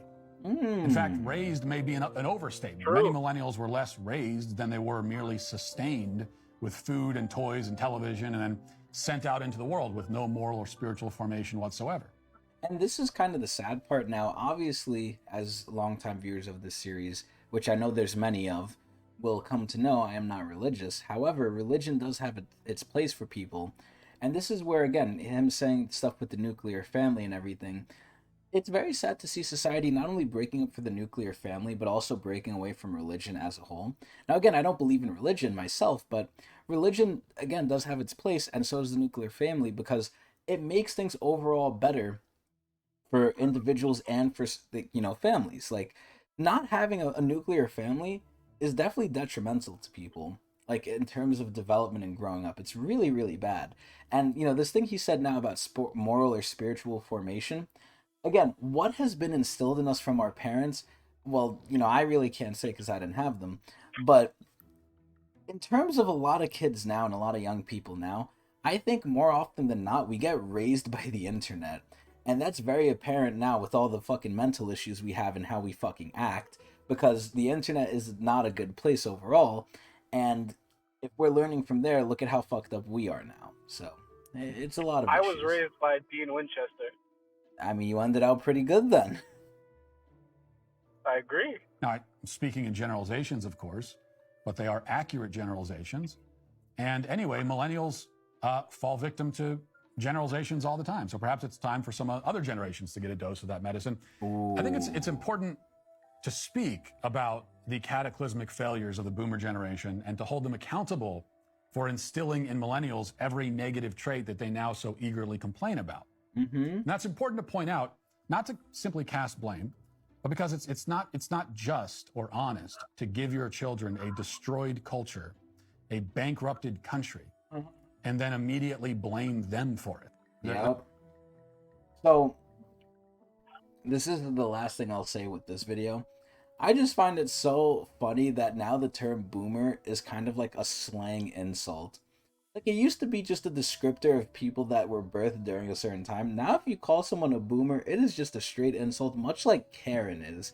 If you call someone a Karen, if you call someone a boomer, exactly, like, it's dismissive, it's rude, it's meant to be an attack. Like, I love how words have transformed into just, like, different meanings, but it's, like, negative. Like, calling someone a Karen and a boomer are not good things. I just find it hilarious. But anyway, let's go next. Ooh, ooh, ooh, ooh, ooh. If you love an artist, never look up who their parents are. Taylor Swift's father is a stockbroker at Merrill Lynch, and he owns 3% stake in the record label that eventually signed her. Kid Rock's parents own many successful car dealerships. Adam Levine's father owned a high-end fashion brand, although it's been kept secret for obvious reasons. Indie artist Mitski's father is a CIA agent who has a very sketchy history, allegedly. Ariana Grande's father is a CEO of a huge manufacturing company, and her mother owns a graphic design firm. Lady Gaga's parents are both hugely successful business people. Singer/songwriter Bingo Jones' great-grandfather invented applesauce. The father of this dude from LMFAO is Barry Gordon, the literal founder of Motown Records. Now, money doesn't make you a better artist, but like someone who I'm forgetting the name once said, having money's not everything, not having it is. That's Kanye, baby. Not having money is not everything, but fuck. Yeah, having money's not everything, not having it is. Gotta catch them all. Also another famous quote. So, this is where I've often said again on this series for a long time, that people who are rich, a lot of the times they'll either hide it or mask it or just won't say anything about it. And people will believe that their upbringings are humble, that their upbringings are, like us. Where a lot of the times I really truly believe that if you're successful, there are the minority cases where you're successful from your own means, right? There's definitely cases where that happens. Now, how much of a minority? I don't know. I can't put a percentage to it. But I'll just say it's a minority because it's not more often what happens. More often what happens, if you're successful, you're born into it, or you have a very good, solid foundation to be successful. People who are successful in families tend to stay successful or at least the family does. Now, again, look at all these artists, right? They were literally born with rich parents who are able to like finance and do what they need to do to help support their children's endeavors, right? Let's say when they're younger, they can buy them instruments, this, and that. Normally, what ends up happening is for at least 60% of Americans, or, you know, again, at least, there's probably more, they don't even have $1,000 to cover any extreme expense. So at that point, if your kid asks you for some like birthday present or something, unless you're gonna go into debt, which many people are in, how the fuck are you gonna afford to buy them a fucking piano or a trumpet or anything for them to do any sort of music thing, or just anything in general? A lot of the times, money helps give you opportunity, and that opportunity definitely helps you reach new heights, like these artists have done. And the big issue I find, and the big tragedy is, I always relate this back to Einstein, right? Albert Einstein was an extremely smart individual.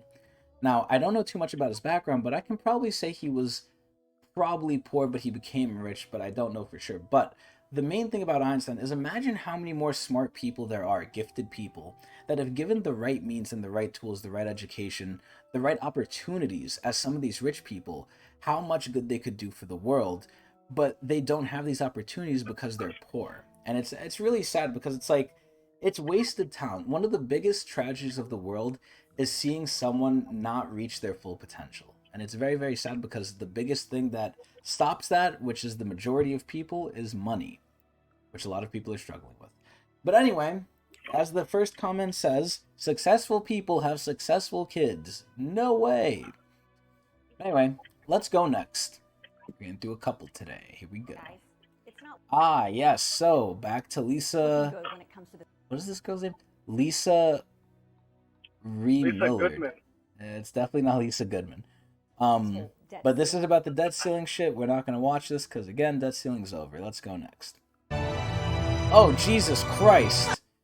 Okay, so these are slideshows, so I often like to include these. So let's actually, let me lower this first, and let's go over these. So I have to read these out for the audience members, so here we go.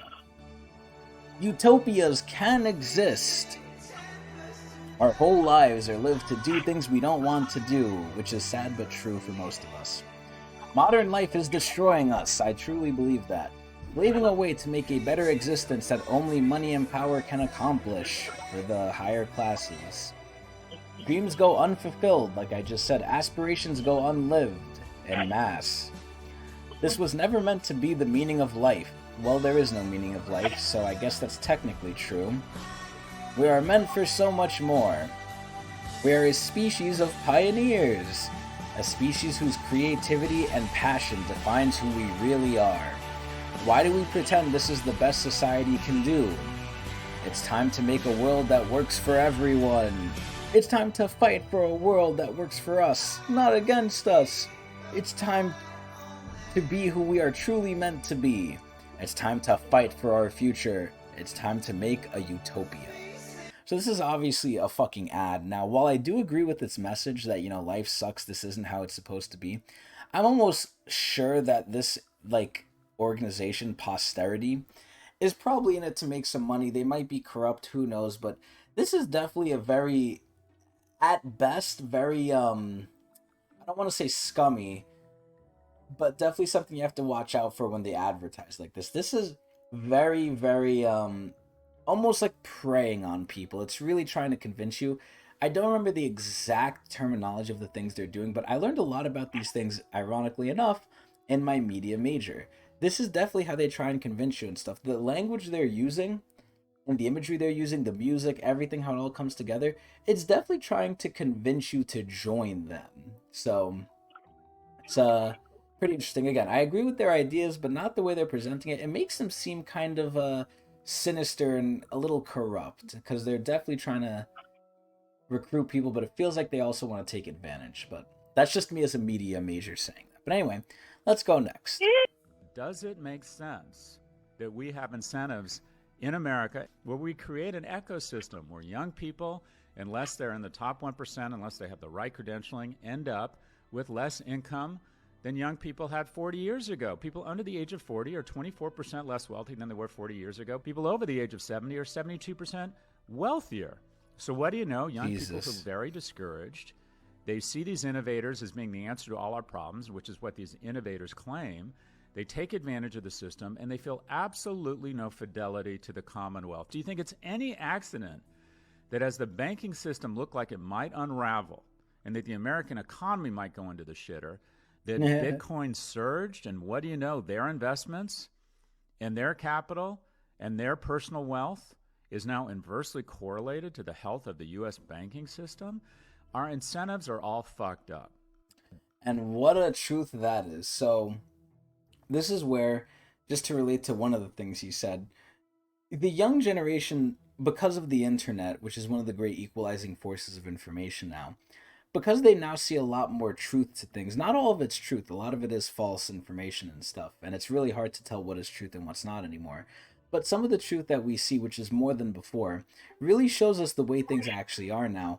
And it's fucking depressing. Now we really know that, hey, the same time 40 years ago, things were better, and now things are just worse. And, you know, we're depressed because of it. It's fucking sad. It's really fucking sad. And, like, how do you expect people... And I always use this example of, how do you expect someone to go to a job for, you know, at least a quarter of the day just working, forgetting about travel and lunchtime and breaks, like just working a quarter of the day doing something they don't want for not enough money, and then expecting them to go home, waste away more of their day to things they don't want to do, things they don't like, and expect them to be happy and enjoying life. Like, if things are so bad, of course they're not going to be enjoying shit. Shit sucks, and I hate this shit. Like, I hate the shit that people say, like, oh, you know, why are you not excited to do this, this, and that? Because things are not exciting. Things fucking suck right now. And we know it sucks because now we know the, well, not the full picture, but more of the picture. But anyway, we've seen Scott Galloway before. I actually researched him in my media major in college. I actually did a report on him. And I didn't know he was back around today still doing shit, but, yeah, Scott Galloway is a pretty big figure in certain scenes now, which I'm just realizing. I thought, like, in college he was, like, some dude that was, like, dead, and I'm just researching, but no, he's still very well alive. But, yeah, pretty good video. Let's go next. Okay, so here we have another slideshow. So, we have a little boy here saying, damn, I'm kinda tired of living inside a giant pyramid scheme controlled by criminals, aka the rich, who gaslight us into believing that they're the good guys. And that's not the only thing they gaslight us to. They gaslight us into believing that a lot of the problems that they cause are the things that we do. It's because of us. Again, I said the same thing with the pollution thing. They have convinced us that pollution, greenhouse gases, and, you know, global warming is our fault for turning on the AC too long, when realistically, it's mostly the companies and big corporations' fault. Anyway, let's see the next slide. Give a man a fish, he'll eat for a day. Teach a man to fish, they'll buy the pond. Tell him he can't have the fish, but he can fish for you, and you will sell the fish and give him a very small cut. And then he'll say stuff like, I am hungry and my teeth hurt. Nobody wants to fish these days. Very true. Okay. Not gonna lie, this one's kind of long. I'm not reading this one. You ever see a church sign writer go supernova? We worship a man of color murdered by keepers of the law. That's very true, for religion at least. Evangelical boomers teaching their kids to listen to Jesus. What have you become? There's socialist children who defend the poor and oppressed. I am what you made me. So obviously this is going into a little bit crazy shit, conspiracy shit at this point. But you know, it is what it is. So yeah, I'm not gonna read this. This is too long. Oh, that's the last thing too. Okay, cool. All right, so pretty whatever. I don't know honestly why I included this. I think my past self was a little crazy with this, but whatever. It still applies to the dark dimension. Let's go next. Women are not nearly as picky looking for a partner as you may think, and I'll prove it to you with both psychology and statistics. You may have seen these TikToks of young ladies being asked some basic questions of what they ideally want to find in a guy, such as age, height, minimum height, 6 foot. Damn, the magic number, 6 foot, baby. So, this is where, you know, obviously, like I've said before, the dating scene and everything is definitely not what it used to be, because we value different things now in our culture. I mean, our culture, and by ours, I mean, you know, the newer generation. 20s, I would say late teens into like 20s, maybe a little late 20s, possibly maybe early 30s, but not really. They're mostly not about like getting into serious relationships, most of them. They're more about just fucking around doing nonsense. And they have very unrealistic standards, and they're very different from how things used to be because of the culture. And here we're going to see, I think one of the biggest, saddest parts is social media is kind of warping our view of this shit because we're comparing. And what we see on social media is, for a lot of the point, and for a lot of reality, not real, and it's not how things actually are. It's a biased view, and it's definitely sometimes a fabricated view. And what that ends up causing is a lot of dissonance with reality when we compare, because we're comparing to something fake that we think is real. We went from 5'9" to 6 foot. It's like the same, right? 5'11". 6 Also, they're interviewing all college girls, which are fucking dumb bitches anyway, so. 6 foot. 6 foot. 6 foot. 5'11". Annual income. 50K. 50,000. 80,000. Damn. 70,000. Well, you have to be employed, so 100,000. Yeah, if you're employed, yeah, you should be making 100K, yeah. Like, that's not special at all. Like, that's easy to do. What? Minimum wage, so what, like 50K? What? And then minimum wage is 50K to them. This is why I call them dumb bitches. They do not understand reality. they're told the probability of finding that guy, which is usually next to no chance at all. 0.81% chance, 2.2% chance, 0.39%, 0.44%, 0.25%, 0.76%. However, that so-called test is not very accurate because you can get virtually anyone to have a nearly 0% probability by simply asking them more questions. Just ask them more questions such as, do you want him to have a college degree? Do you want him to have a low, medium, or high IQ? City? Suburbs or country? Obese, average, or fit? So you keep giving them more questions and more choices to choose from, and they will eventually have nearly a 0% chance of finding that person. At this point, I can see, that makes me question, what percentage am I in? Practically hear you single straight men yelling at your screens about to type a comment telling me that women are really that picky. And I mean, see, this is where, like, I'll agree halfway. I think a lot of women are picky, but I also think it depends where you look. But also, I mean, just for me personally, I'm a fucking incel. Like, you know, I'm not gonna hide what I am. I can't get bitches, so I don't really have a right to complain. And this is where I am going to agree with you. Yes, women are that picky on dating apps. And there it is. There's the magic word. The dating apps. Dating apps fucking suck. Because that's their stranger standard. Very different than their real life standard if you were to know them well in the real world. Women have two totally different sets of standards. And guys do something similar, and we'll discuss that in a second. And ladies, write in the comments if you agree or disagree here. It has been proven that on the apps, women tend to be much pickier and much less forgiving than if they were to know the guy in person and already like his personality.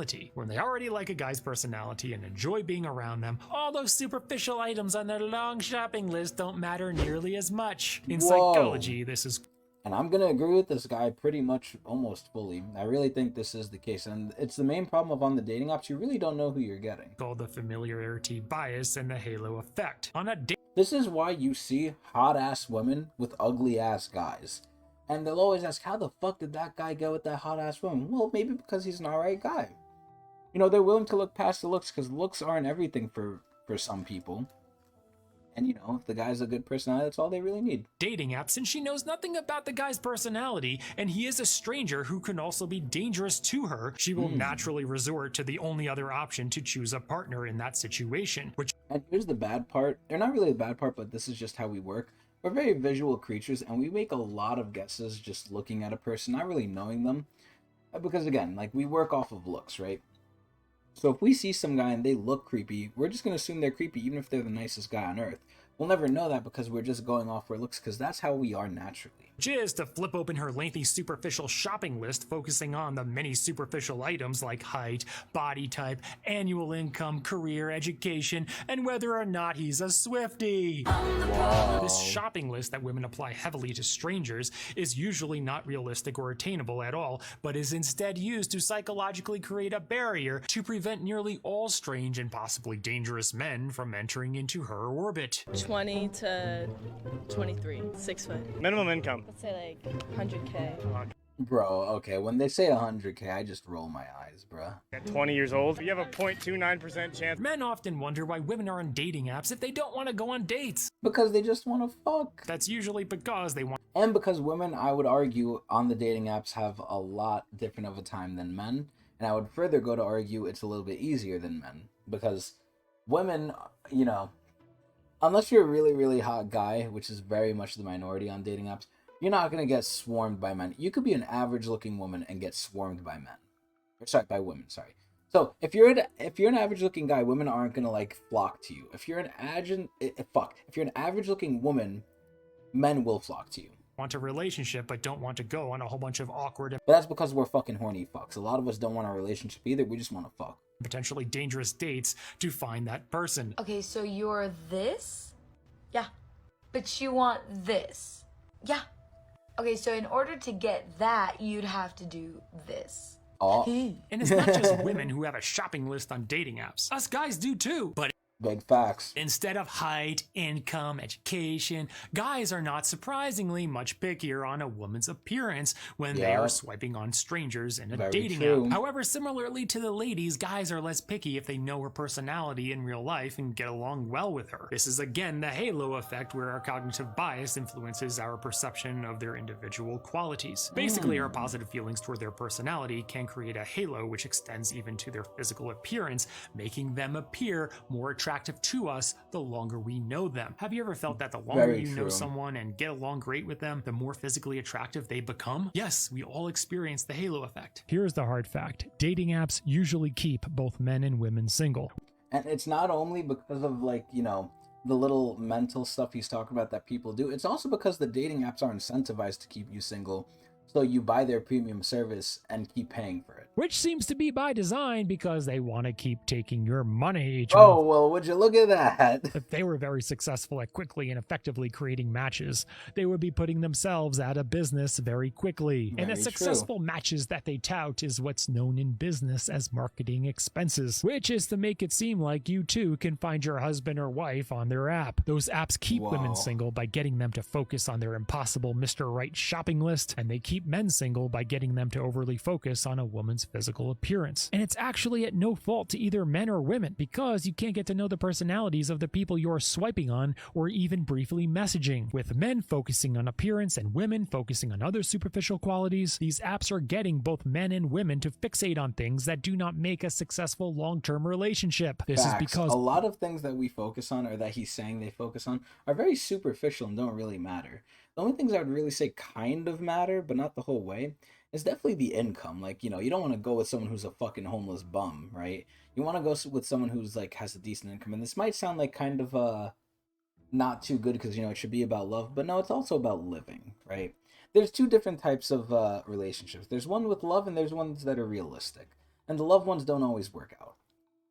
Compatibility, getting because life definitely gets in the way of that shit. Getting along, working well together, having similar values, and respecting one another are the most important qualities 100% true in a long-term relationship. So what should you do to find your partner? Well, this is the part that people aren't gonna like. Well, I create a dating app that guarantees you will. I'm kidding. Get off the dating apps and spend that time you would have used swiping on strangers with doing things that you love to do. Yes, in the real world, and you will start to meet like-minded people and therefore likely a good possible match. If you like to hike, join a hiking group. If you enjoy reading, join a reading club. If you don't have a hobby or interest, give anything a try, even if it's just for a few hours. Just get out there and start. See, the problem is most of those cost money. Doing things you are interested in doing with others, and you will organically meet many possible matches along the way. Now, I don't know if that's true for everything, but it definitely is good advice. Comments. What are other good possible ways to meet a potential partner? Let everyone know in the comments below. Follow for more. Yeah, I'm not following for more. But yeah, definitely a little smack to reality for hopefully some people. But yeah, this just relates to the dark dimension to show how fucked the dating scene is for a lot of things, and how the standards are for not only women but also some men when it comes to, again, my generation and the whole dating scene in general. But anyway, I think this is where we're gonna cap it off. I think we've went for a decent amount of time today. We got through a good amount. Let's take a final count and see where we ended up. So we started at May. Oh, look, we're up to May 19th. Okay, that's kind of where we started. And where did we end up? We ended up all the way at let's see. We ended up to. I also really want to send this to myself. Hold on. How do I send this to myself? I want to send this to my account. Fuck. Can I not do it on the freaking site? Hold on. Please tell me I can like send this to my other account. Oh wait, I think I can. Send to friends. Oh my god, I can. Cool. I said that to myself. I really like that video. But anyway, yeah. So we made it all the way from the 19th to the 23rd. Okay, this is pretty fucking good. So 23rd, we are exactly now 1 month behind. Will I continue to record these daily and release them weekly? I don't know. Releasing weekly for sure, but I don't know if I'm going to record another one tomorrow.